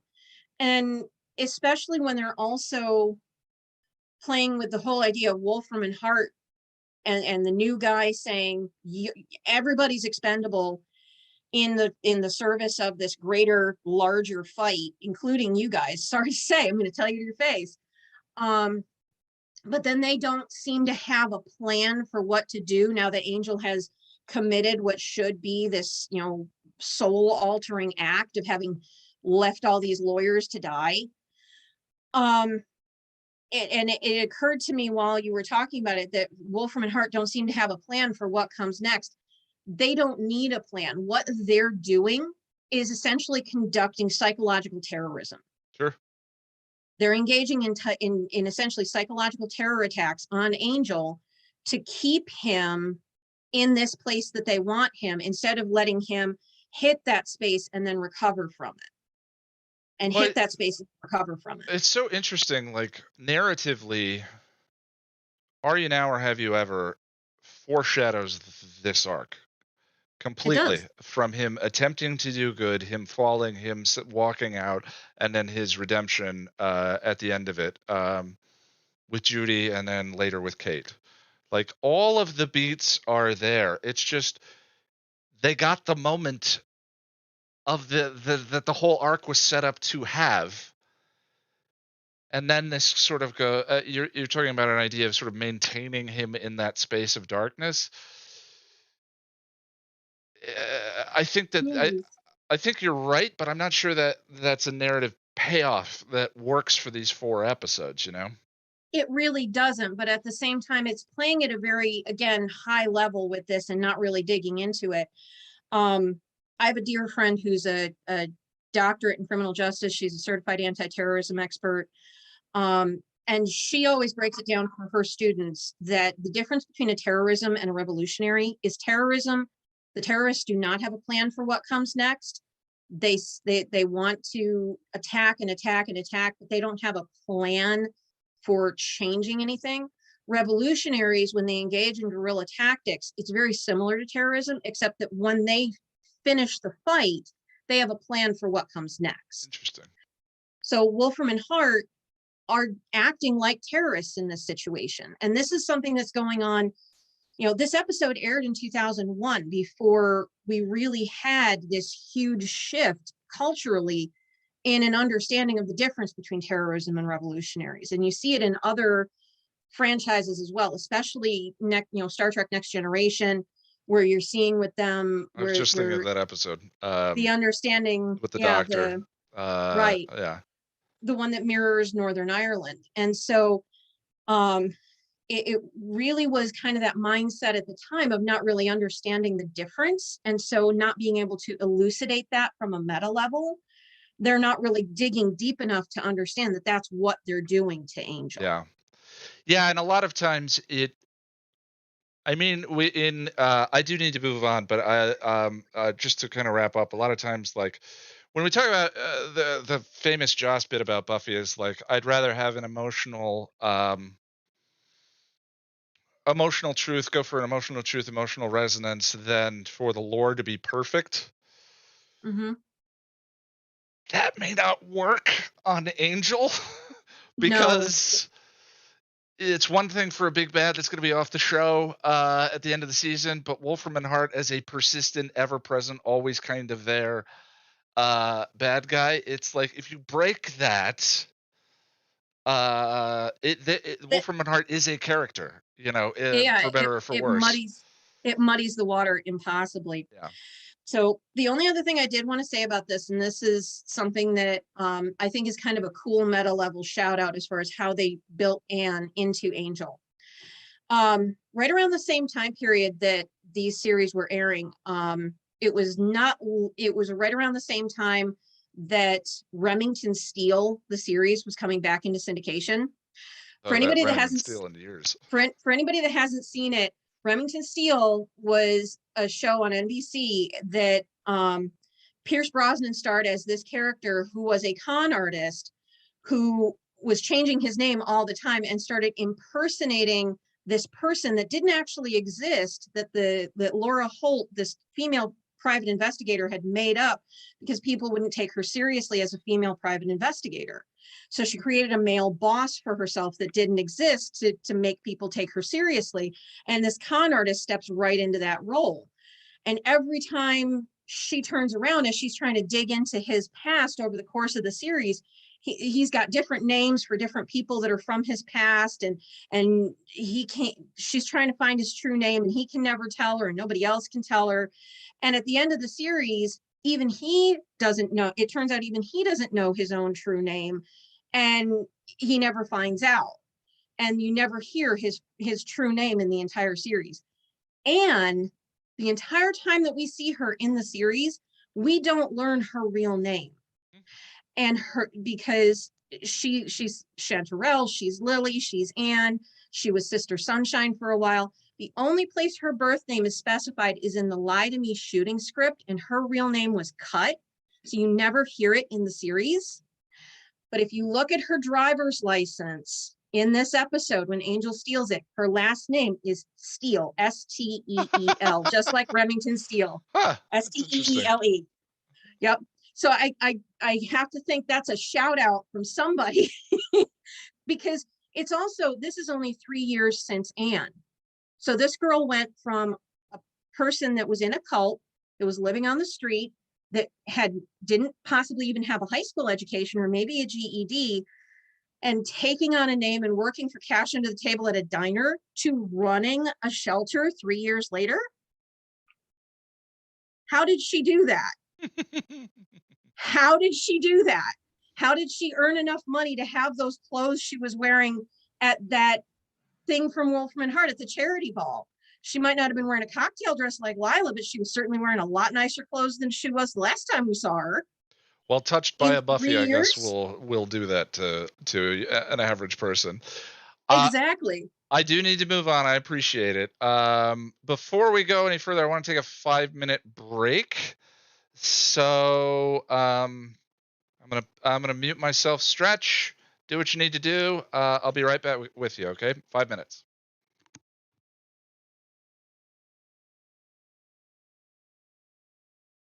Hey, Jack. I think we're supposed to vamp. Hello, my love. How are you? I'm good. That's good. What have you been watching recently? I watched Midnight Mass, Sarah, and it affected me on a very deep emotional level. I haven't is- seen it yet. What should I it's- watch this? Sorry, what? I haven't seen it yet. So why Well- tell me why I should watch this? Why don't you be the commercial? Because Mike Flanagan blends horror with these incredibly emotive and wonderful characters that are just sorry, it's so good. It's so good. It's he makes horror beautiful, which is not something you see very, very often. And it's just wonderful. This I makes lo- no sense. I'm I- barely awake. I love I love you enthusiasting about stuff. It's fun. It's just I don't want to spoil it for anyone, but it's just yeah, Mike Flanagan's amazing. I've never seen horror like it. Most like I'm a big horror fan. Obviously, I feel like I've Just a given little- just people. a- I feel like I've given people the wrong impression in that I like horror a lot, but there's other things I like just as much as I like horror too. I collect horror figures because they tend to be the cooler figures. But anyway, I forgot what I was saying, but Midnight Mass is really, really good. And it's nice to see horror that makes you care about characters. Most of the time, you don't really give a shit about characters and you're just there to see them die. This, not so much. That's good. Yeah. We vamped. Hi, Ian. And Ian's back. Hi. I talked about Mike Flanagan. I hid the meeting from myself. Oh, there we go. There's everybody. Yes. What's the Shining sequel? Doctor Sleep. Oh my Yeah. god, Doctor Sleep. Doctor Sleep is shockingly good. That's a Mike Flanagan written and directed movie. If you watch it, Yeah. watch the director's cut version, Absolutely. because there are a couple. Because if you're here, I mean, I don't want to pigeonhole this group, but if you're here, you like the feels. You like having your emotions swirled up a little bit. If I can generalize a little bit for the group, and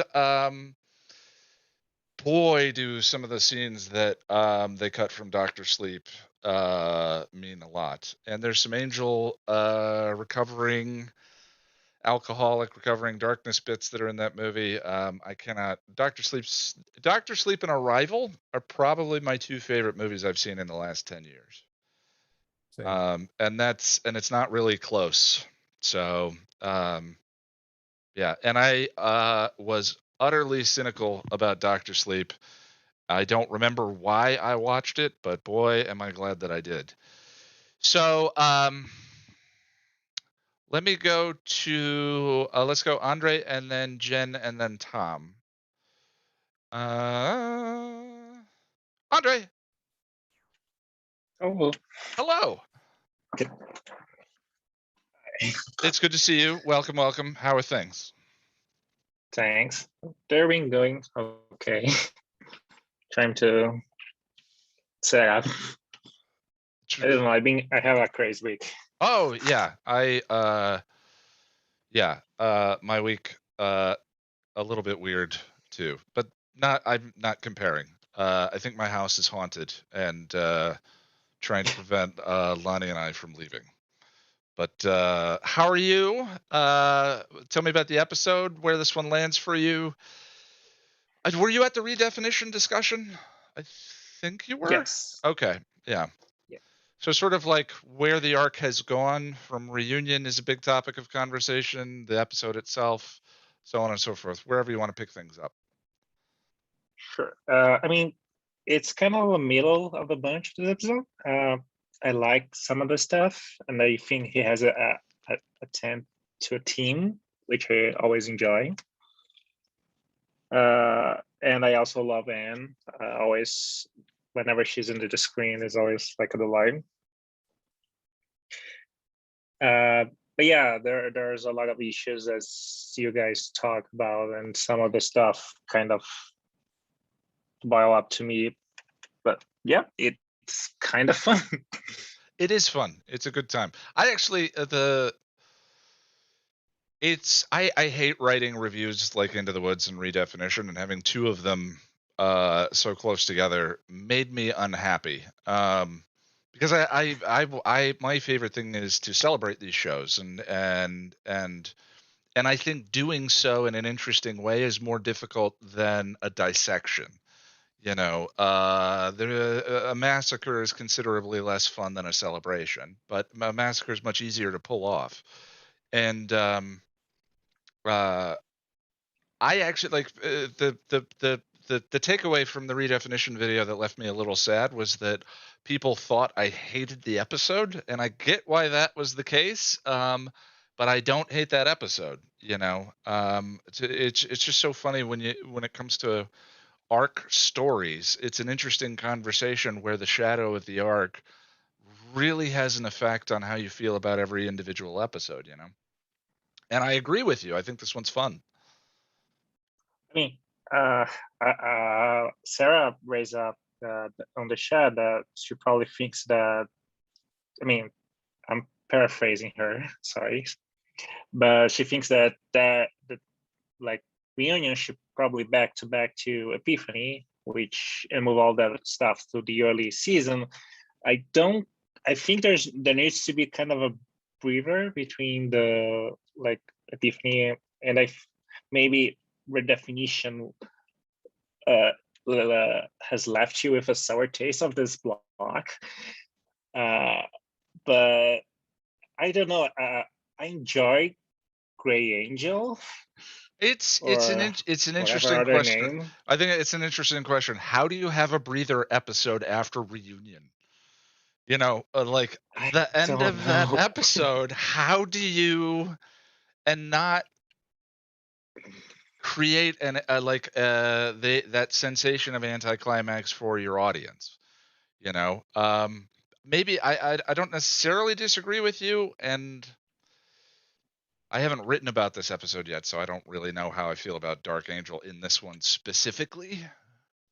But it's challenging, right? I mean, I like the idea behind this Dark Angel or Gray Angel. Yeah. I think the authors were, I mentioned in the chat before, but I think the authors were kind of trying to do a Constantine Angel. Constantine, I don't know the pronunciation. No, all good, all good.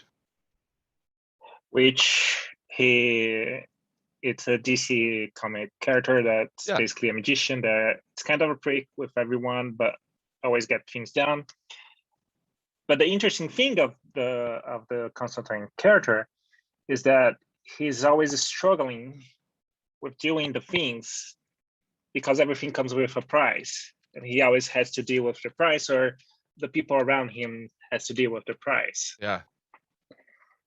So it has that duality that he's a dick as a way to protect like himself and the others, to being like personal to him. but he does the things to get things done and deals with the consequences. And struggles with the consequences, I think, will be the better way to put it. And I don't think David delivered that, if that was the author's intention. I can read it like, was Angel like struggling to be a dick with Anne? Was Angel enjoying like stealing everyone or killing the guy? I don't know if he killed the demon in the end. Yeah, that's, I mean, I think what you're highlighting is the unanswered question that is kind of a big problem, which is like, who is this Angel? And Darla does ask the question. That wasn't Angel. That wasn't Angel. That wasn't Angelus either. Who was that? But the sensation we get by Reprise and Epiphany is this was Angel just being a meanie pants for the course of 4 episodes. Wasn't in bad mood. Yeah.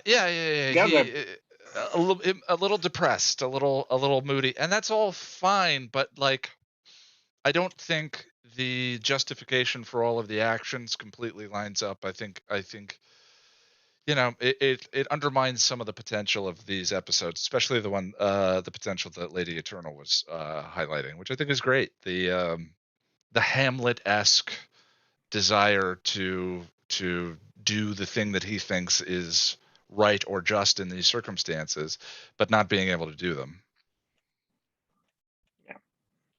And I think the last thing that it got me a little whiplash from this episode is like, so in the end, Angel brings the blood money to Anne, and I got to my head as is the episode like telling us that is it good to be like practical over like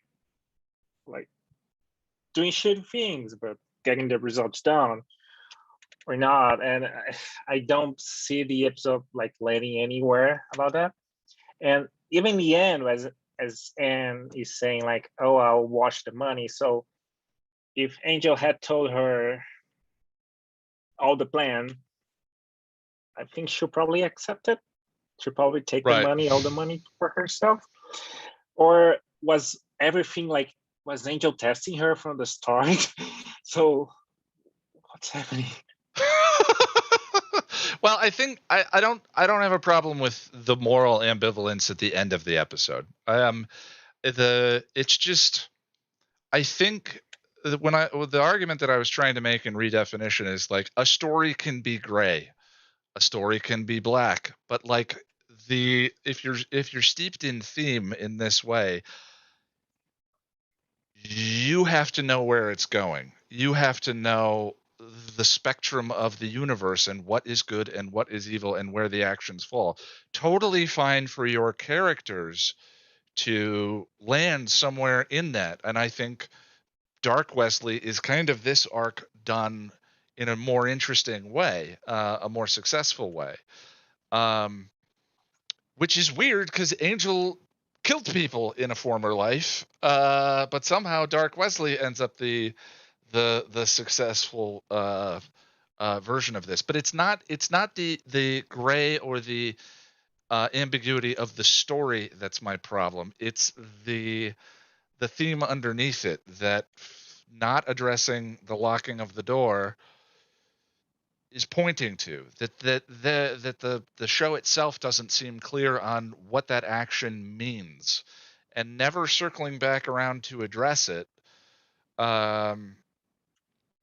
is not only a problem with the story, but it's a major loss for the potential of this arc.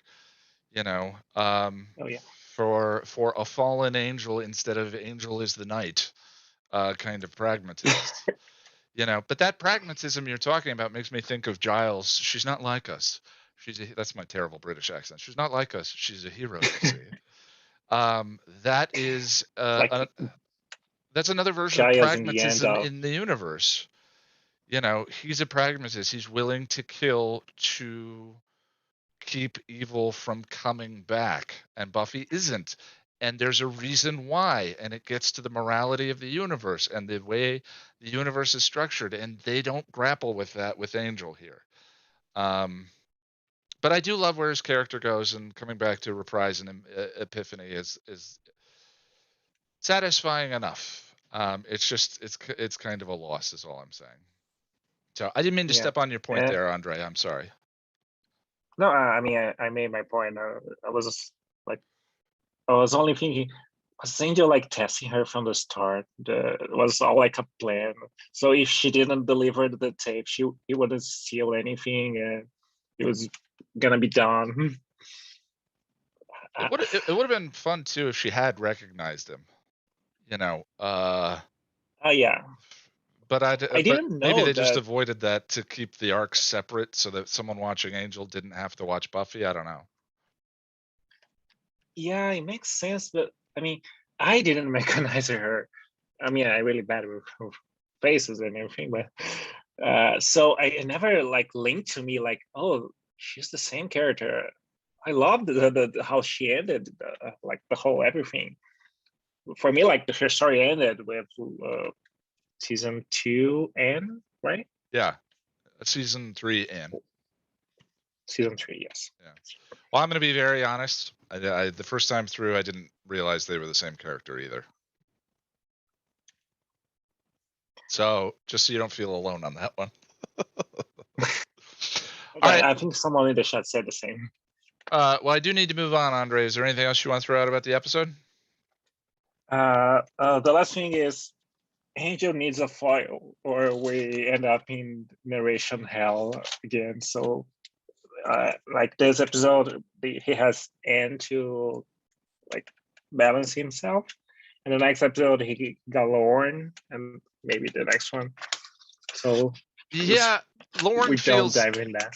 Lauren feels a little dragged along to have the conversation and I love Andy Hallett and I love Lauren, but just his whole like escorting Angel through that episode felt a little bit to me like, well, we need dialogue, you know. But we'll get there. All right. I appreciate your time. Let me go over to Jen. Jen, Ian. hello. Lady Eternal sort of has already touched upon what I was going to touch upon, and she did it a bit better. But I find this episode has two paralleling storylines going on. Okay. The first one, let's go with Team Angel without Angel. Yeah. Team investigations. I always have to coin terms so that I can keep everything straight in my head. But yeah. Yeah. Team No Name right now. Sure. Or Team Undecided. They are paralleling Isla and I'm blanking on his name over at Wolf Ornament Heart. Lindsay. They are paralleling. Both sides are dealing with a power structure issue on who is in charge between them. Okay. You're making comments like, who is president? You can't have two presidents. Well, Team Angel is doing that same thing right now. They can't decide who's in charge of that group. Yeah, so the process of redefining is still carrying forward, I think is what you're saying, right? Yeah, they are still defining, like, what is our name? Who is in charge? We are so busy competing with each other, we're not watching Cordelia collapse. Right. Which is a nice, actually, I think I like that setup for Epiphany and why am I not on the floor this time? I always appreciate symmetry in that way. So you've got that going on. And I will say, it's not done well. Neither of the two paralleling storylines are done well. That's part of what makes this episode so bad. Is like, there's a lot of big ideas, but none of them come to fruition, and nothing's really done well. Like, you don't have this doesn't fall nicely after the last episode. It's, as you said, anticlimactic. All the points are there, but it's just not there's not the commitment. Like this is not as dark as Angel should be being if he is at that not quite Angelus, but not Angel stage yet. Like we're not seeing anything of reflection of Angel from the last episode. Right. He's being a dick. But we both know Dave Boreanaz can act that midline really well because we've seen it in other episodes. So this Angel isn't doing it. Yeah, I feel like the shades of Angel that we're used to that appear when he gives her the money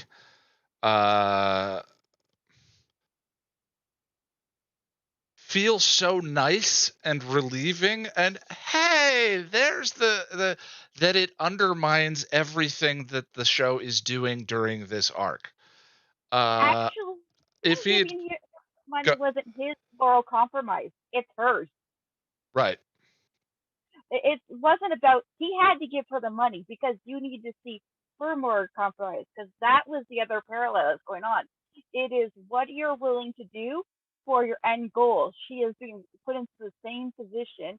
He tries to force her into a different one, sort of succeeds, like giving everything up that for what you want, sort of succeeds, but he is trying to make her make the choices he's not making himself. Yeah, you're describing battle versus the win. She's fighting the battles, and he's sort of thinking about winning, and the absolute. He's thinking in absolutes, and yeah, it was what Lady Eternal was talking about earlier. Yeah, I agree. I agree. It's also what compromises are you willing to make in order to fulfill the greater good. Giles kills Ben for that, and Buffy won't. Angel is currently grappling with what compromises he's willing to make in order to defeat Wolfram and Hart. And the big bosses at Wolfram and Hart are like, we want Angel here. We don't want him anywhere else. Their goal is exactly what they've got going on right now. Their goal is to keep right here. Their goal is to keep him separate from his friends. We're actually repeating series 4 and Buffy thing, where the goal was for Spike, you have to get them to separate from Buffy. Okay, you succeeded. But now that you did it, how does that get us to where we wanted to go later on? They're actually repeating the series 4 thing in Buffy. Yeah, I can see that. Again, I think it's a challenge with a chemistry-driven ensemble show. You have to have dramatic tension between the characters, but storylines like this are expose some problems. But I definitely see the parallel to the Yoko factor for sure. Like, it's all there. It's just not done very well at all. Angel never goes as dark as she should be in this episode. That I agree with.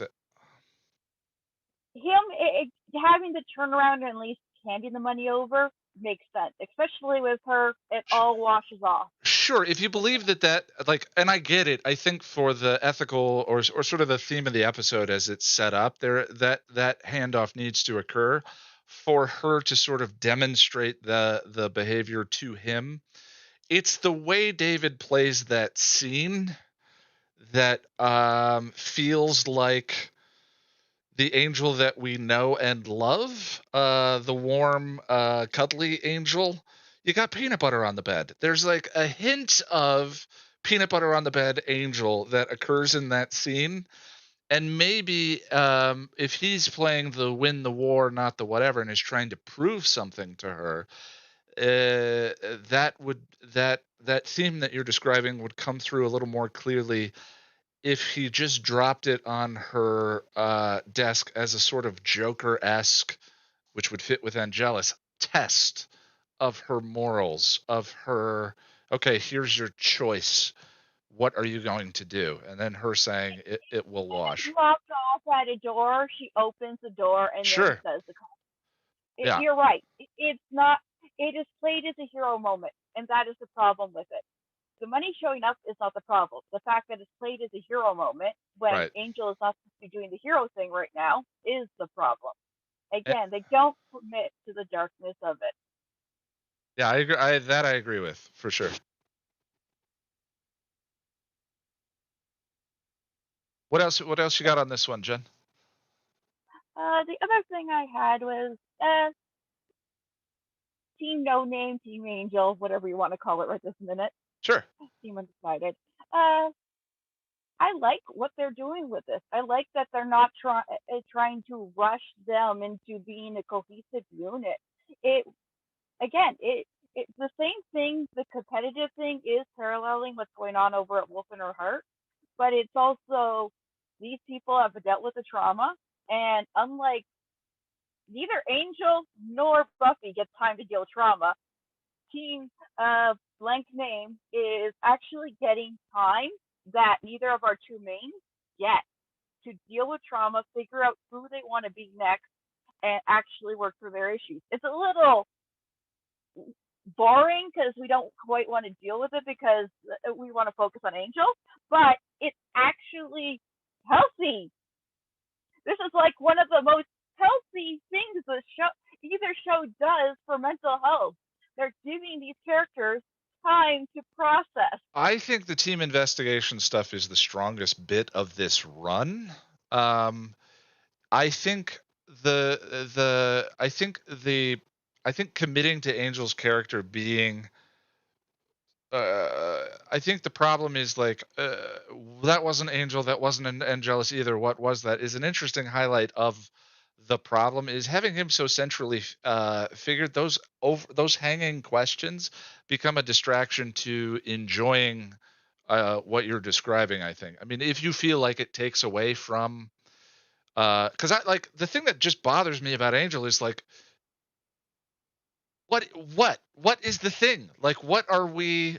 What are and if it is Hamlet confusion and indifference, this is a story about a man who cannot make up his mind, then we need to know that that is the story, that is what we're dealing with Angel. Is he now pre-Doyle and jealous? Then that needs to be clear. And it just is so, with the little glimpse of that warmth and we get a little peanut butter on the bed Angel, we get jerk Angel, we get, what Angel is this? Even if it is confused Angel, like that is its own variety of Angel. There's no clarity that there. So the character just kind of ends up. It's just more head scratch. I think it's the head scratching that I struggle with that arc more than anything else. It is head scratching, and it is. It's not that I think that I don't want the other cast. It's not balanced well. That's been the problem for a lot of what's been going on. They have all these big ideas, and it's almost like they needed 2 more episodes to sort of flesh any of them out. You sort of need enough time to balance them out. You need an episode where you can just focus on Team Angel. You need an episodes where you're just dealing with Angel. If they had divided these up better or balanced them better or something, it would work, because you got all these great parts, but I think the show's overloaded between Wolfram and Hurt, which gets way more screen time than any of Buffy's bad guys. All Buffy's bad guys are there for the most part to be in the background and laughing and cackling and saying, I am going to stick this on her, or I'm going to do this to her because of this reason, and then deal with the cast. Where Wolfram and Hart, one, doesn't have a clear path because they are morally gray, and 2, so you've got I keep dropping their names, and I know both their names because I love these characters, Isla and the other one, Lindsay. Lindsay, thank you. Yeah. I keep dropping their names. But anyways, these are both interesting characters, but we never it's a problem with Angel as a whole. We never find out what their original motivation is. Why did they join the law office? Even if it was a good job opportunity, we never once hear them say why they chose this path and why they stay on this path at all. Well, I think Lindsay has a little bit of that in Blind Date, but yeah, I agree with you on Lila. But Jen, I do need to move forward. Is there one last thing you want to throw out about the episode? It's not a 6, but I'm not sure it's a 7 either. All right, fair enough. There was a comment in the stream. Ask a fan says, sorry, Ask Ours fan. My vision's getting worse. Getting old is sweet. This is the story. Angel is a story about a man going through a perpetual identity crisis. Amends is a story about a man having an identity crisis. And identity crisis is the identity. That is not the same thing as sometimes peanut butter on the bed, sometimes Angelus, sometimes whatever. It is, those two things are different. I think Amends is a beautiful identity crisis. And I think that this run of the series doesn't know what Angel is. And I think that's the problem. The more we talk about it. But I get what you're saying, and I get that we don't want Angel to be complete. And I think that's part of where we get to in Epiphany is like a complete character. We need a character that can grow, change, so forth. It's sort of like Buffy is the paladin of the series, and Angel is not, and we don't need him to be either. But we do need him to. We need to know sort of like identity crisis is fine, but again, I'll leave it there. Identity crisis is the identity, and that's not what I read as going on here. I think this show would have been better, all around better. Not counting the fact that I love season 5, but I think the show would have been better if Joss Whedon said, "I'm going to write a 4-season show. I know what I'm going to for my endpoint." He came into the show knowing an endpoint. He never knew an endpoint because, much like Buffy, it was always up in the air. But yeah, I mean, Buffy leaves things, this show just keeps sort of repeating until you get to season 5. Yeah, what you're talking, that's the experimental aspect of Angel versus the very structural aspect of Buffy. Is like Buffy is about progressing through adolescence, and it has an endpoint. And oddly, the seasons, some of the complaints people levy at season 6 and 7 of Buffy are similar to the complaints that people have about Angel. But let me move forward. Let me move on. I don't want to. We're going to go over because, of course, we're going to go over. But let me go to Tom, and then we'll go to Russell, and then my favorite caboose in Jack. Tom. Ian, how are you, my friend? I am good. How are you doing? I'm well. I just checked out and I'm just like IMDb, and I'm just like 6.7 for this, and Happy Anniversary has a 7.6. How the F can that happen? Let's fix it. We gotta fix that, people. Fix it. We gotta fix that. Yeah. You go and downvote Happy Anniversary, but something, because I mean, Happy Anniversary. I'd rather watch Where the Wild Things Are in 4 times in rotation than watch that one again. Yeah, I'd rather watch She. Yes. I don't know if I'd rather watch Go Fish. She at least has a great dance sequence. Yeah, exactly. Oh, by the way, when you did in your video yesterday, whatever it was, I was watching the video, the latest redefinition. Yeah. And we talked about Angel. I got the moves. I thought you were going to go to the Angel dancing and She sequence for a second. Yeah, I saw your comment. Yeah, I originally was going to revisit that in the stinger, but I was like, I referenced it 3 times in the video. That's kind of the magic number for comedy. 3 is enough. True. But to me, that is more about the pretension of the training sequence and the voiceover itself. And Angel dancing in She is just his joy.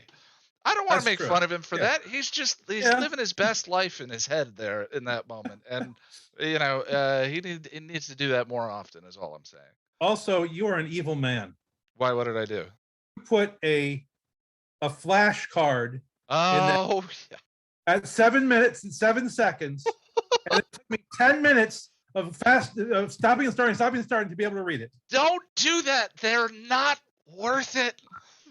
Anytime know, you see but I text on have to screen, know. Once I see it, I have to know what it says. I'm so sorry.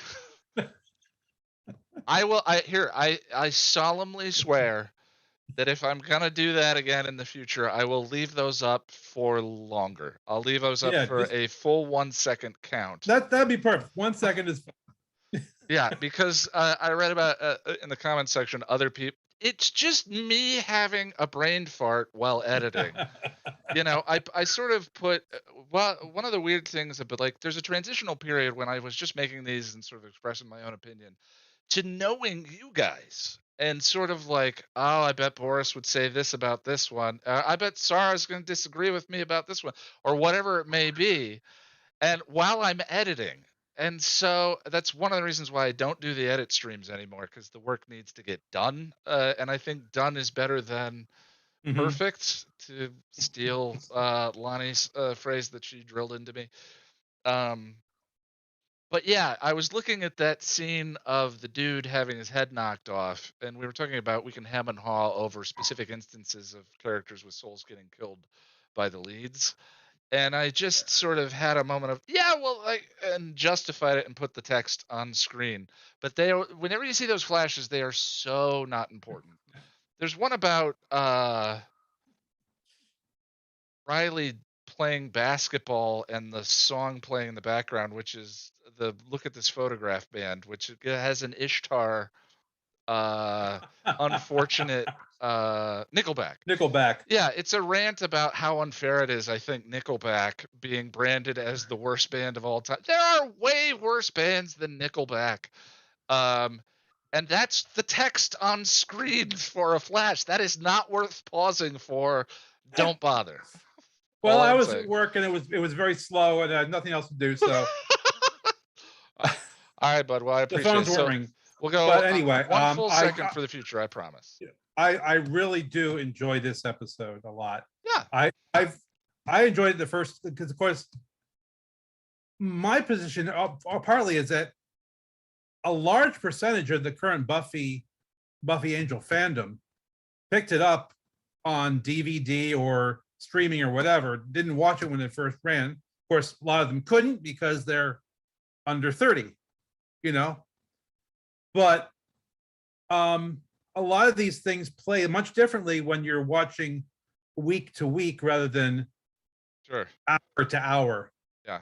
A lot Yeah, of these, most of us only know the binge experience of this arc. yeah, Yeah. yeah. But I love the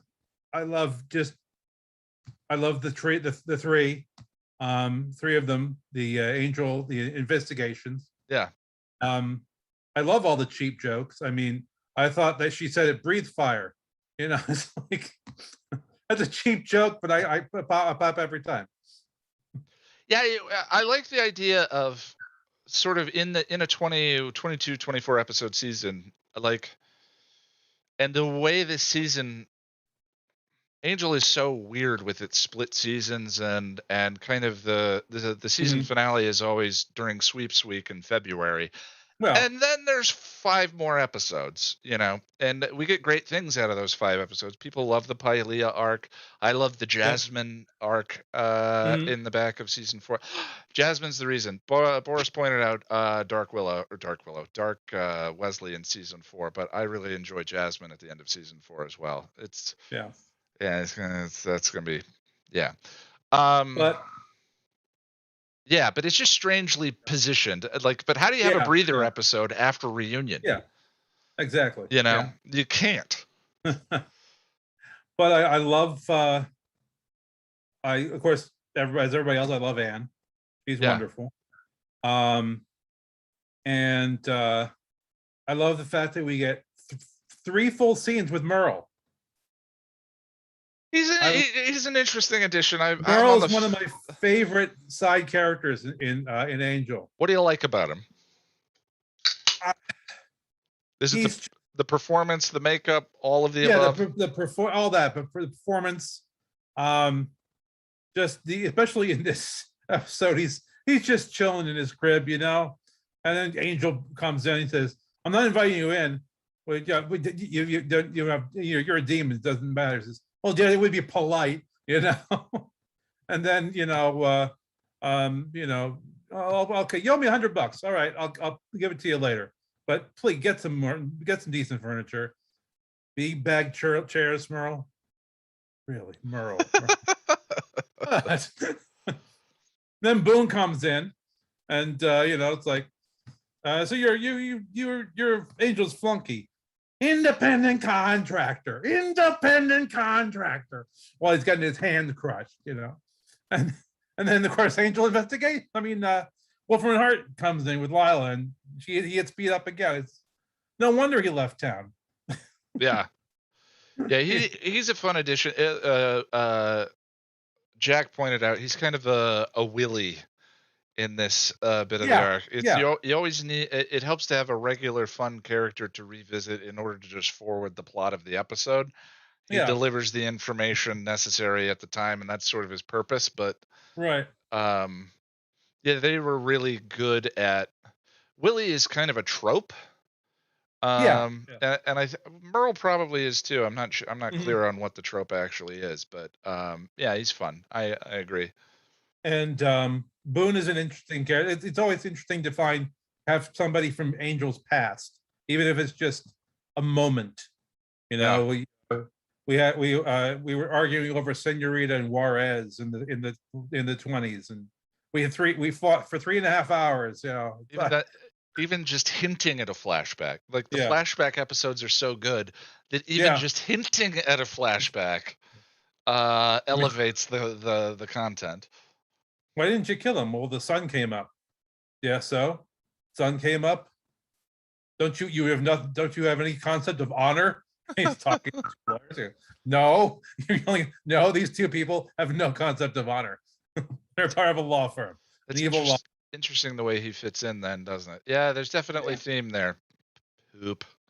And the whole hold up thing is just Gorgonzola out the wazoo. Just so much cheese and so much wonderful cheese. And just even little throwaway lines, I'm gonna kill my agent. It's like getting me into this. Yeah, I love the. I really enjoy the tape, and I think that's the last hint of bumbling Wesley.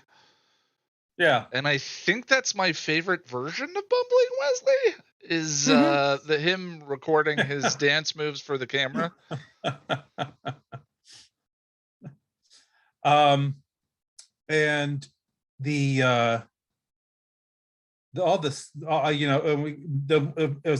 as much as we can get, I'll take Lila and Lindsay as much as we can get. Sure. Because again, they have chemistry.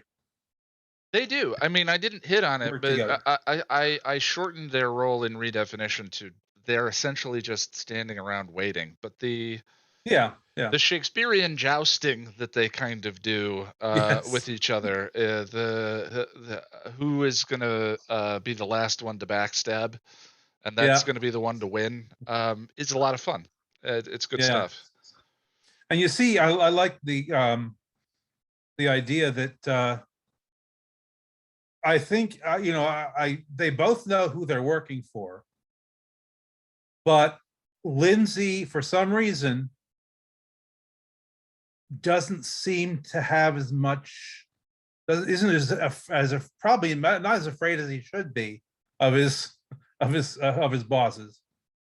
But there's something interesting brought up in well, he already had the scene in Blind Date where Evil Bazinga got shot in front of him. Yeah. And so you already have that sort of reductive thing. But one of the things that I wish that they had circled back to was the way in which in Reunion he was not afraid of Darla. And I mean, maybe they play that off as she teases him in Reunion that she was in love with him. But once bodies started dropping in that basement, you would thought if he didn't have a death wish that his sense of self-preservation would begin to emerge. but Right. it doesn't. And I think what you're talking about highlights to something is absent in Lindsay Mhm. that we never fully get to see play out. You Right. know, he eventually leaves, and the evil hand thing is what it is. Right. Entertaining in many ways, but you know, there was just something there, and the way Christian Kane played that scene with her, and so introspectively, and she says, "Why aren't you afraid?" And I said, "I don't know. Yeah. I don't want to die. I guess I just don't mind." There was something interesting there that I wish there was more of, I guess. Yeah. The other thing, I'm trying to remember, because I'll have to go back and check, but when they found Lindsay, did he have any injuries at all? Yeah, he had a head wound and he was knocked out completely. Oh, he did have one. Okay. Okay. Yeah, So there was an excuse for him to be under a pile of bodies. yeah. Okay.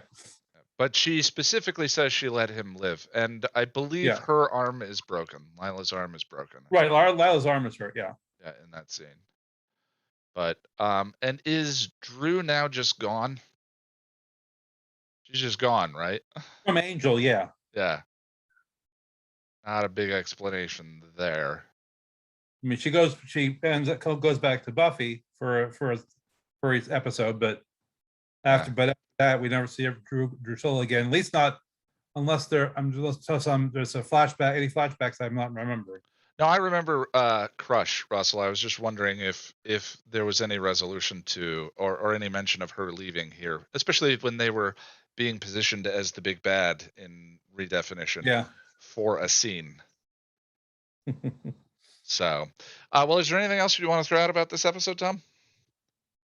No, I give it a 7.6, and I give That's about where I'd fall.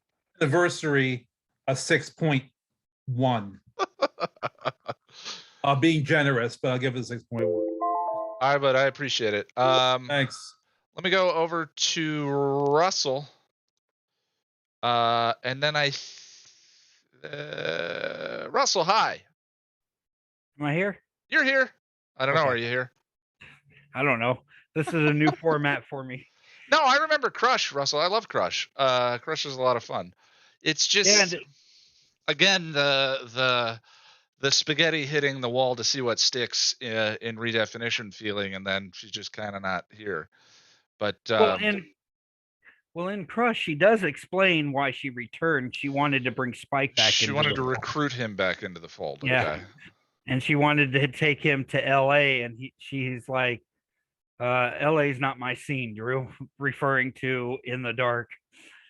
But there's nothing after her appearance in Crush, which kind of suits. Her whole blood family is all dissolved pretty much after that point. But yeah, how are you doing? Can you imagine Drew's arc without anyone else? I find that terrifying. What Drew gets up to when left to her own devices, completely on her own. Yikes. Yeah, that is a scary thought. That is a scary I'm good. I'm good. It's always a good day. The first couple of days after publishing a video, I gotta admit, there's a glow, there's a shine. The things smell a little brighter. And then eventually you say, well, time to go and get the rock and on to the next one. So already thinking about Checkpoint. We're already there, man. But I appreciate it. Yeah, I wish you luck with Checkpoint. It's a good episode. Yeah. So, this one, I kind of have a different take on Angel's behavior, actually. Okay. And it goes back to the way I believe in the soul canon. But Liam, before he was a vampire, I always viewed him as a self-hater. You know, a man that was on a mission to self-destruct. Sure. When he became a demon, you know, the demon part took over and he became more destructive. It was just reflected towards others. And well, perpetual imposter syndrome, right? I mean, Yeah. never if having had anyone believe in him, so he doesn't believe in himself, and sort of the template model reading of it, like the hedonistic version of that is to be the best version of whatever he is. And once he's a vampire, that is the best, darkest killer that he can be. I'm not going to go kill my family. I'm going to destroy the village. Yeah. Yeah. So I'm sorry. And then going to Angel. Going into this episode, I'd like to think that Team Angel is a reflection of Angel, much like Buffy's groupies are her, what is it, heart, spirit, and mind? Is that right? Yeah, I think that fits. It's less symbolic and directly connected to parts of her personality, but I think definitely they're playing the reflection bit in this season. And if they are a reflection of Angel, Angel is not liking himself at this point. And that would kind of explain why he's making fun of them at the end of that episode, towards the end, I should say, when he's showing the videos of Wesley dancing and Cordy's commercial stints and whatnot, giving away Cordy's clothes, and just, he's not really saying he doesn't like his team. He's saying he doesn't like himself and that they're a reflection of him. And I think it fits with his behavior for the next 3 episodes, because he's not evil.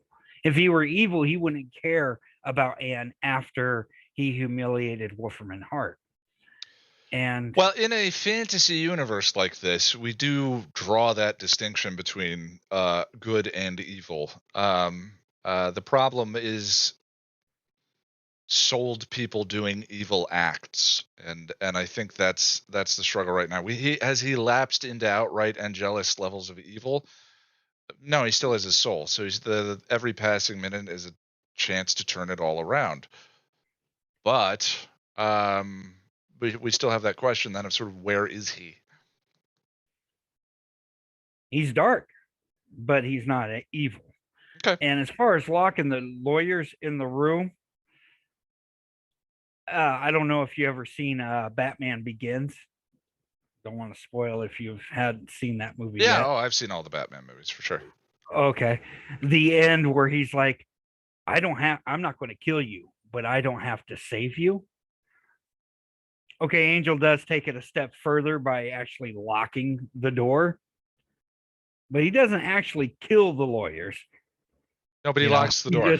Yes. You're not gonna convince me of anything. He locked the door, therefore he bears responsibility for what happens afterwards. If you divide the act of killing up among several different people with different duties, they're all responsible for the killing itself. And that was something I grappled with. Was obviously there is a heavy-handed, inelegant example of that to go to. I don't think we need to go there, but the just kind of describing, like, this is not the same thing as leaving the. There is a distinction between Are You Now or Have You Ever, where he leaves the hotel versus locking the door, and I think that is a line. And then the sort of the rules of the fantasy universe, souls are another one, where again the exceptions I think prove the rule. But yeah, I mean, and the other place that's been interesting to view the comments that people go is sort of, well, they were evil lawyers. It's like, well,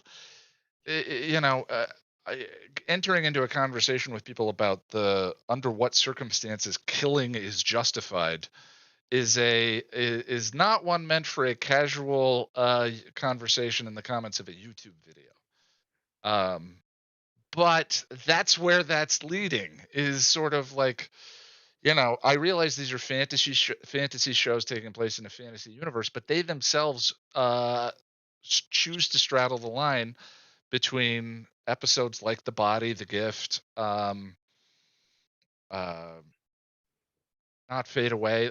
I mean, these heavy, dramatic, consequential, Giles, I'm 16 years old, I don't want to die. and this fantasy universe. And it's like, okay, well then they are subject to the examinations from both sides, and that's difficult for these kinds of conversations. But I also think that we love the show, so here we are. We end up. I'm sorry, Russell. I took your No, point no and went on worries. a tangent. I apologize.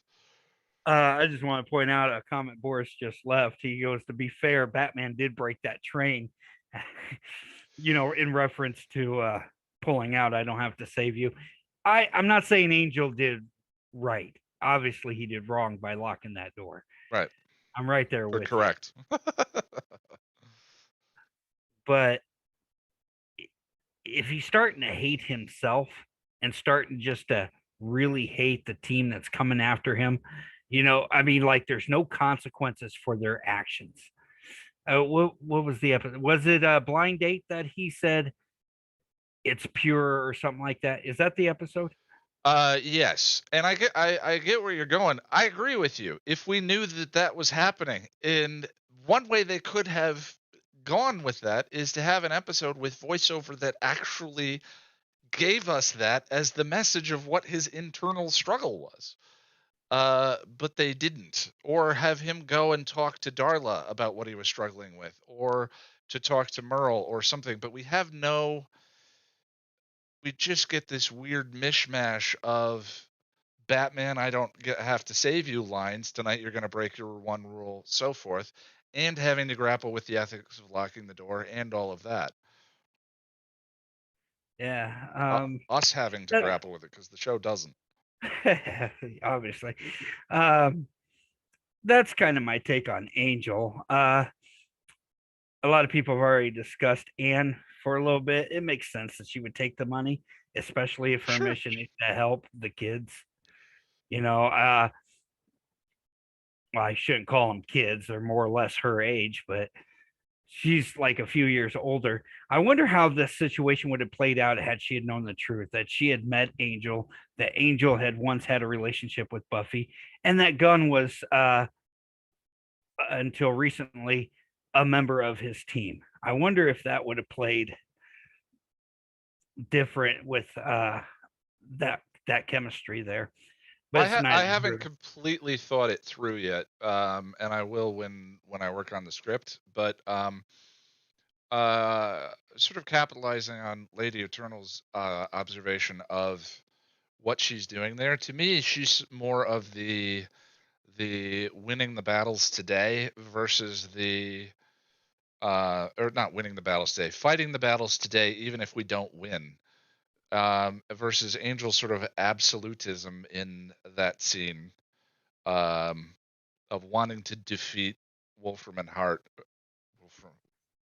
Words are starting to lose all meaning. Russell, I apologize. So I don't have too much with Anne. The last thing will be Boone. I can't believe that's what I say his name was, Mark Ralston. Yeah, I don't know who that is. Most famously known for his role on the Shawshank Redemption. You've seen that movie? Yeah. He's the lead sister, Boggs, the one that assaults Really? Andy. Yeah. He also played in an episode of TNG, Eye of the Beholder. Yeah, I remember that one. Yeah. Wow, I don't recognize him. No, he's all beefed up with the makeup and everything. I didn't recognize him either. I had to IMDb it. Yeah. And it seems like this is the only performance of him where his character is actually a likable character. Regardless of whatever his beef is with Angel, he seems to be an honorable demon. That's got to be a weird place to fall as an actor when you're always typecast as the slime ball. I wonder if you're ever standing in line at the grocery store getting checked out, and someone sort of hands you your change a little more meanly than they may have intended. I know that the guy who played Buffalo Bill in Silence of the Lambs, which is a problematic movie for its own right, but said that being cast in that movie. Hopkins? No, Buffalo Bill, the actual killer in the movie, said that movie ruined his life for a period of time because of its success and who he played and his effectiveness in playing it. So that's interesting. But yeah, thinking of that, I had that reaction of you mentioned the Shawshank Redemption and his character from it. Oh, you know, what a strange thing. Yeah, absolutely. So I do like Blood Money. It's probably my favorite of the three coming up. I do enjoy Thin Blue Line, but I think that's more Team Angel as opposed to Angel's development in that story. I'm not looking forward to the next Angel episode, but we got a month before we get there. So yeah, the next two are a challenge. All right, bud. Well, I appreciate your time. All right, thank you. Let me mute myself here. Yeah, Jack. Ian. Jack. Ian. Help me. Hi. Oh, okay. What can I do for you? Wake me up. Wake me up inside. Sorry. I can't wake up. Wake me. Call my name, and I was being me from the dark. I was being your hype man, Jack. You Can't are wake a up. great hype man. you're the best hype man there is, Ian. No, wonderful. You are. Thanks. So first and foremost, and most importantly, Nickelback is not the worst band in the world. Totally agree. Not even close. Okay, look, I'm not a huge Nickelback fan. I like a couple of tracks, and I have seen them live, but someone sold me a ticket for like half price, and it was like 2009. And I thought, I'll go see Nickelback for $30. Why not? But here's the thing: the internet made hating Nickelback a meme, and now everybody accepts it as pure fact. And I will die on this hill. I will defend that band because they do not deserve it. Yeah, I mean, I think that they are a textbook example of what happens when something is overplayed. Yeah, they are the early Black Eyed Peas. You know, once you hear, once we are relentlessly pelted by anything, be it stones, food, or a song, it becomes unpleasant. I still like How You Remind Me. That's a good song. Yeah, man. yeah. Some food's delicious until it's thrown at you on a constant, regular basis. Who's throwing food at you, Ian? I don't know. It's an analogy, and it fell apart halfway through, but I went with it. Okay, that's okay. I also want to commend Tom for the line "Gorgonzola out the wazoo." That really tickled me. I really like that. That was great. This episode, look. I like what Jen said too. It's not a 6, but it's not a 7 either.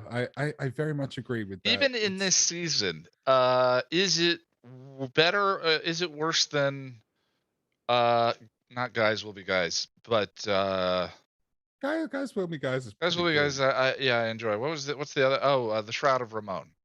Is it worse than The Shroud of Ramon? I don't think so. Well, see, I missed that one, so I don't know.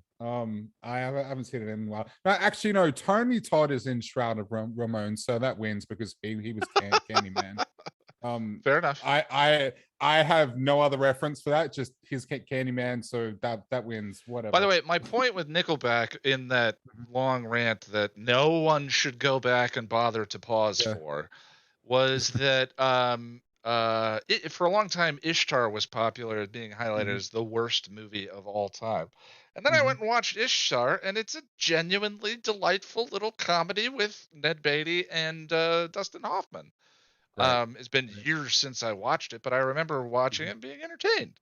You know, like it's almost like we pick sort of cultural whipping boys. Well, yeah, that's the thing. And that's why, like, whenever I see people unfairly hating on Nickelback, even though I like probably 3 songs, I feel the need to jump in there because they're not terrible. And I saw them live and they were pretty good. They're pretty good for what they are. And Chad Kroger gave me a good guitar pick, which I still have. That's beside the point. That's beside the point. Okay. Yeah, I don't know. He just pointed at me and threw it at me. I was like, all right, thanks. you're no Dimebag Daryl, but sure, I'll take it. Let's see what else we got gone here. Warren so I Beatty, guess- not Ned Beatty. Thank you, Tom. Let's see. Sorry, I'm just going through these lines. These my lines. Going through my lines, Ian. No, these notes then I wrote like a week ago. So, I agree with what I believe it was Christina who spoke about the scene in the back of Lila's car. I like the way that's constructed, and it's kind of cool, but I also think that Lila probably would have checked her back seat, but also even if he was crouching down, I feel like she would have seen somebody, this big lumbering mass in, He's a big boy. in her back seat. Yeah. So I don't know. Cool scene, but yeah, I call BS. Let's see. So last thing and the main thing for me is, so there's been lots of discussion about Angel and his unhinged arc here, shall we say, and Sure. why it doesn't work for most of us and why it does work for some of us, and that's fair. That's cool. I love you, Boris. Here's the thing. Someone pointed out in the rewatch that he bears some resemblance to Angelus, and as and anyone who has spoken about the Buffyverse with me might know, I love Angelus. He's hands down my favorite villain. He's great. And I think this Angel does bear some resemblance, but I realized the thing that's missing, and part of the reason why I find this Angel that we see here so flat and boring is the thing that's missing is joy. Yeah. Angelus is having a great time. He's torturing people. He's doing awful shit. He's trying to end the world, and he's loving every second of it. This Angel, even though it's by design, he's miserable, and he's just and because of that, he's a wet sock. He's just boring. Yeah, and we're also just a little unclear as to Yeah, like why. what's he doing? Like Yeah. like what's wrong, buddy? Do you need a cuddle? Do you want to? And I don't necessarily see how this follows from setting Darla and Drew on fire. You know. Yes, Andre, that was you. Yeah, sorry, Ian. No, you're all good. You're all good. And I lost my train of thought. Jack. Yeah, Angel. David Boreanaz's Angel. Yeah. And Angelus looked like a fun character to play. This Angel was Yeah, not. Angelus is always living his best death. Exactly. And Angel is sort of tortured by guilt the entire time, which is why like this doesn't feel like a fall. I don't know. No. I don't know. I don't know.